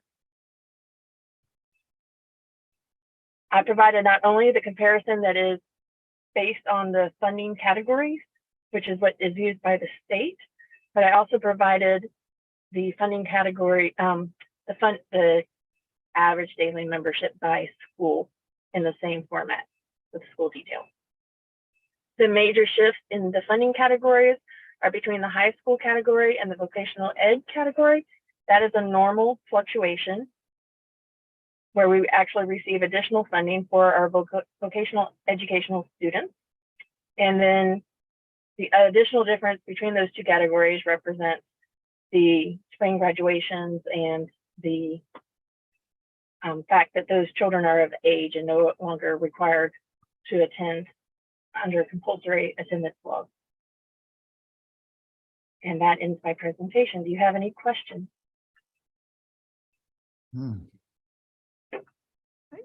I would think with all the people moving to Charleston that we, so if it's negative, the change from the prior year, that's showing that we've lost 1%, like in the kindergarten. Am I reading that correctly? On the first page. Yep. Yes, but that change could also mean that those children are receiving additional services, which could include speech or other developmental categories. Those could be children who that may be their first time in an educational environment because of COVID. So they may be in the other categories for special services. But the totals are pretty close to flat. Right. 0.08%. Yeah, really, it looks very flat. And yeah. So that's the basic. The nutshell is that it's very flat right now. Yes, and I believe Angela has presented in the past that she did not anticipate significant growth in our student and our enrollment count. Any questions for the committee? Thank you very much. Thank you. Moving on to item 7D, the ESSER update. Thank you, sir. I am so happy to finally tell you that Lisa and The Business Intelligence Information Management Team have finally finished the ESSER dashboard. It's a little complicated, so we didn't want to just push it out to everybody. So we will be having, I didn't even tell you this, Mr. Kennedy, I'm sorry. We will be having people present it at the upcoming Audit and Finance Committee, as well as the board in July, but it looks really nice. If we can, we'll try to get some screenshots to at least show you, but it's not something we just wanted to roll out and without going over it with everyone. Okay, so now for the ESSER report. ESSER 1 has not changed, of course, because we've expensed it all to date. The ESSER 2 section, FY23 actual to date, we have spent approximately 21.1 million. So we're up an additional 1.5 million from last month. We've encumbered 4.5 million, and the remaining to be spent is $3.8 million. We have reimbursed to date $62.8 million, which includes FY22 expenses of $44.2 million. For ESSER 3, FY23 actual to date, we have spent approximately $54 million. We are up $5.1 million from last month. We've encumbered 14 million.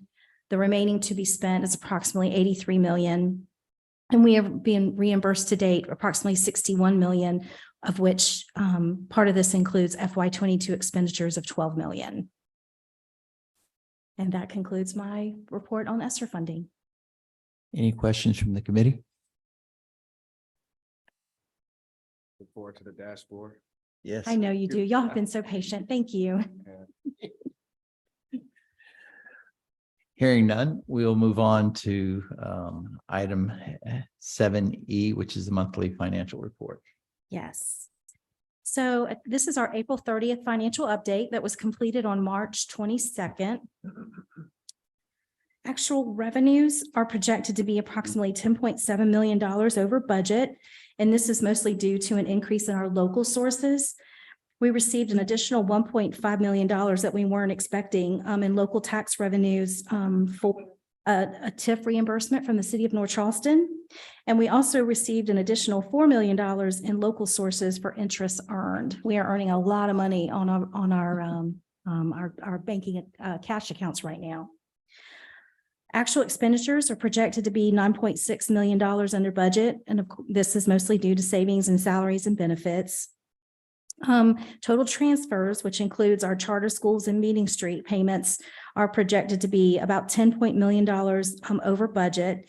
This is due to the variance between the budgeted enrollment and their final 135-day enrollment. And I don't know if y'all recall this, but last month I kept pointing that out, that this could be a surprise for us at the end of the year, and unfortunately it was. So through, when you look at revenues over expenditures, we are going to, at this point, end with a surplus of 1.5 million. And then looking ahead through year end, through May and June, I'm still waiting to get final TIF numbers, which could impact our revenues. So I just want to make sure everyone's aware of that. And then I'm also looking to find out our final economic rebates, which reduces our local revenues as well. And hopefully I'll have those from the Charleston County Treasurer's Office very, very soon. And that concludes the April financial update. Are the charter students they're not included in our headcount numbers, or are they? Oh, you're talking about the numbers that Kathy just went over? Yeah. Kathy, are the charters, I don't know if you can hear me, Kathy, but are the charter schools in that enrollment numbers that you just project or that you just presented for 135 day? They are? Okay, thank you. I didn't have the copy with me. Yes. And we did see probably our largest increase in charter school enrollment from beginning to the end of the year was Meeting Street at Brentwood, and then Carolina Voyager. So. Right. And if we would have pulled, going back to the last item, we would have pulled the charters and the Meeting Streets out, then we will see a dip inside of our traditional schools. Just looking at taking a small stab at the numbers, just looking at it. But if they were pulled out, then we'd probably be in the negative as far as the change from the prior year growth.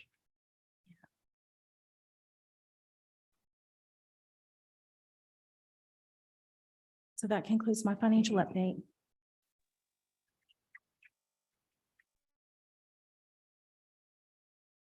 Any further questions? Okay, then we will move on to item 7F. And this really is just for informational purposes to the committee. It's a process we had started back, as per the schedule in January and kind of got sidetracked on it. I had sent over to Miss Carlin a proposed charter change, and one of them was to bring the committee, the audit and finances committees, to lower the amount of expenditure reviews from 250,000 down to 50,000, which I think is the procurement level in which an RFP has to be issued. In talking with Mrs.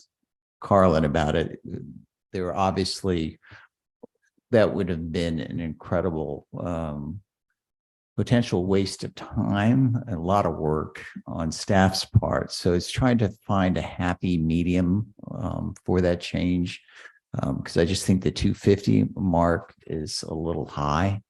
I understand what the attempt was trying to do, but it raises an awful lot of concerns.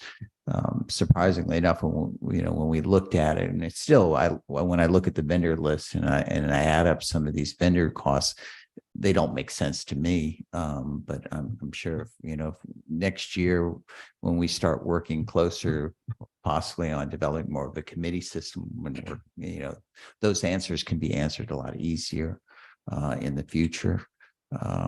But I just, as chairman, when I went through it and had been working with Ms. Williams on it, that had been one of the discussions that I was trying to get to look at. And then when I sent it over to staff had some concerns. So that's why I'd asked Ms. Carlin to, think about it. And I also asked the committee that uses the thinking, matter or working matter, to see if we can come up with a number that we feel is not as intrusive, but at the same time gives the board a little better feeling and that, that we are looking at, serious expenditures, but not at, being micromanaging.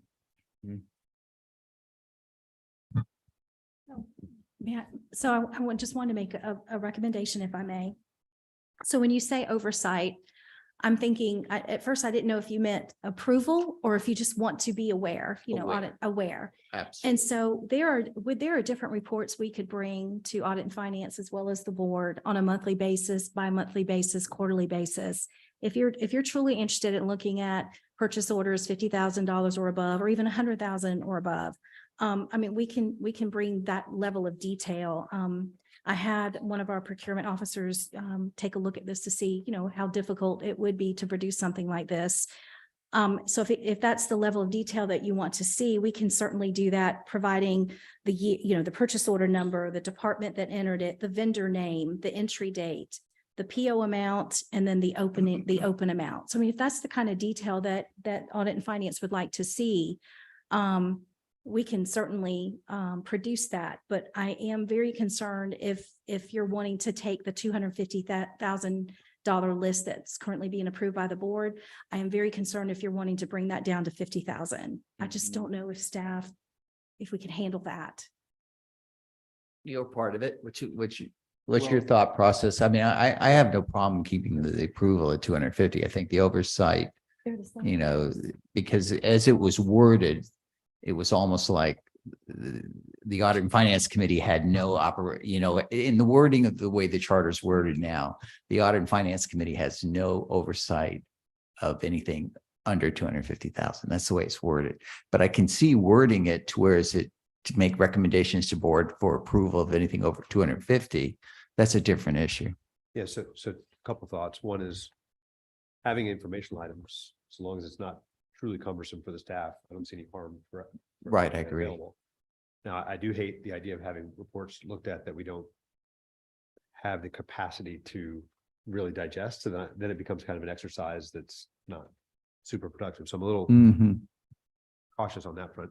I do recall that the time that was spent on this charter a number of years ago, there was a focus by gentleman who's no longer on the committee, but who I would think was really pushing that this committee's,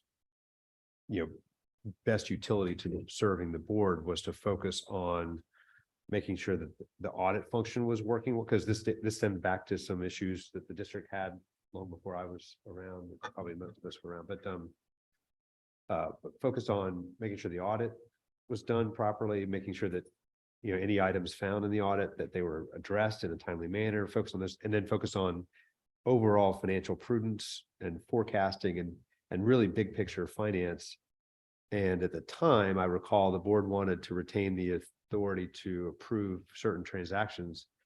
So the folks on this committee at the time felt like it was redundant to rehash a transaction if the full board wanted to dig into those transactions. So at the time, there was a resistance from this committee wanting to get into approving individual transactions, in part because when I look at the list of transactions, I find it hard to, I don't know this contractor, if they're a good contractor or a bad contractor. I presume in good faith that the staff who are working on it, we've already approved this expenditure as part of the overall budget. So this specific contract is really just a fulfillment of the commitment that or not commitment, but of the approval that the board gave through the budget process. So if we really want to approve transactions, I almost feel like we need a specific, and I'm not sure it's us. It's almost like having a second procurement audit done, which Velma's way more practiced in this area than I am. But to me, it's a different function than the high level function that I think the committee has tried to focus on. Velma, are you still there? I think she dropped off.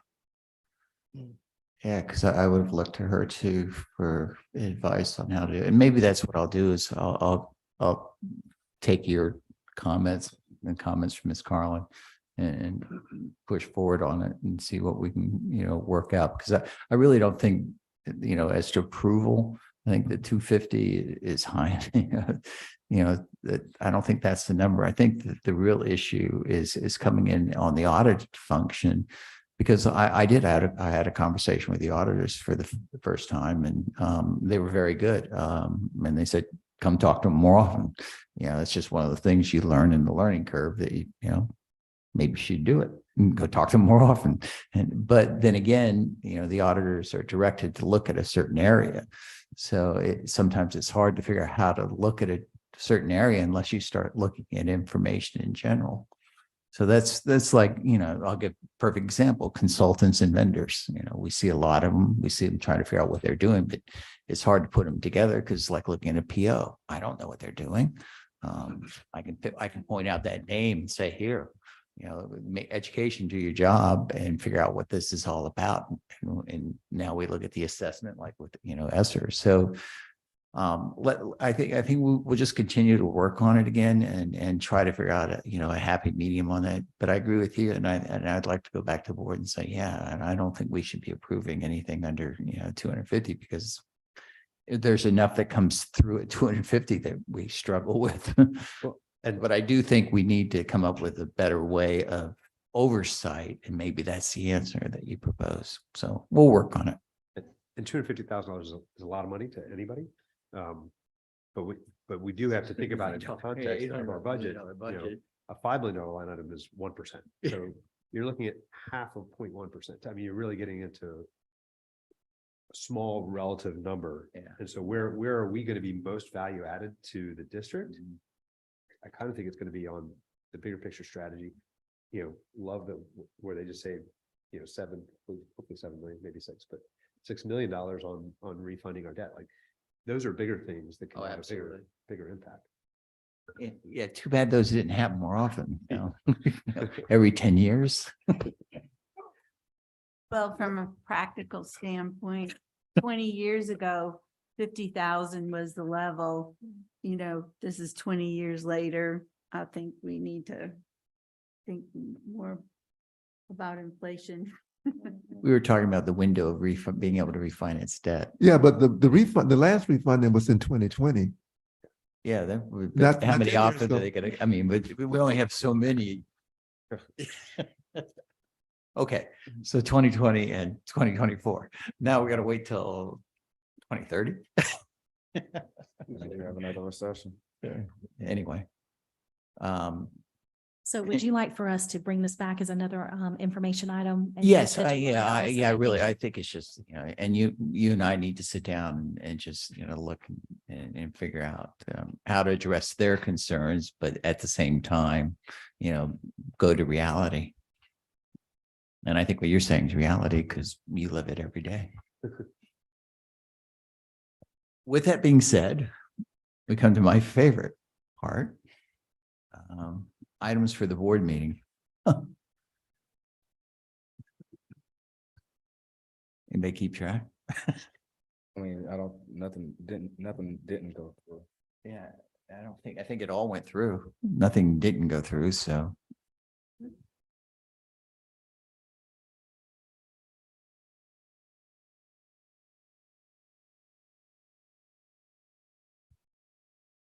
All four were action then, weren't they? Okay.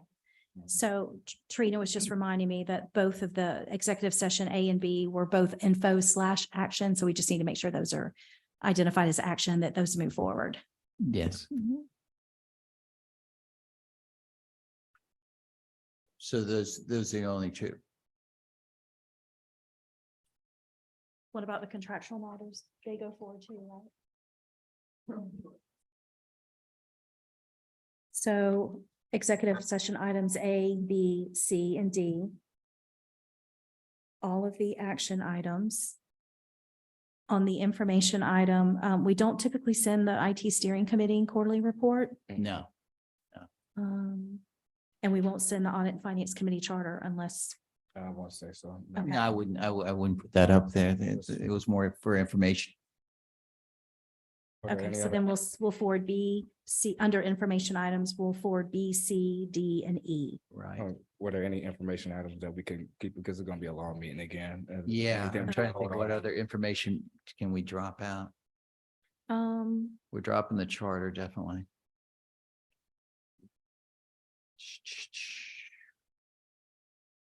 No, we need. Yeah, everything else normally Yeah, we're goes. dropping the IT steering committee report and we're dropping the charter. Mhm. Yeah, everything Everything else else has to typically go goes. through, yeah. I'm afraid we unfortunately. don't send But it. they'll it be might quick. go under- They'll be yeah. quick, yeah. There's nothing really in here. Big item will be the budget. We can Mr. do the Grassley. presentation at Cal. If I can offer a clarification on one of the answers provided earlier, Ms. Shaw asked me to let you all know, Mr. Calhoun's question on item 5 Delta on one stall would be complete. The current completion is in fact December of 2025, as she mentioned, but with the additional work, That's what I was wondering. it's August of 2026. So another 6 months. Okay, item 9, the next upcoming meeting will be July 6th. Oh, no. What? Yep, July 6th. Why do we have?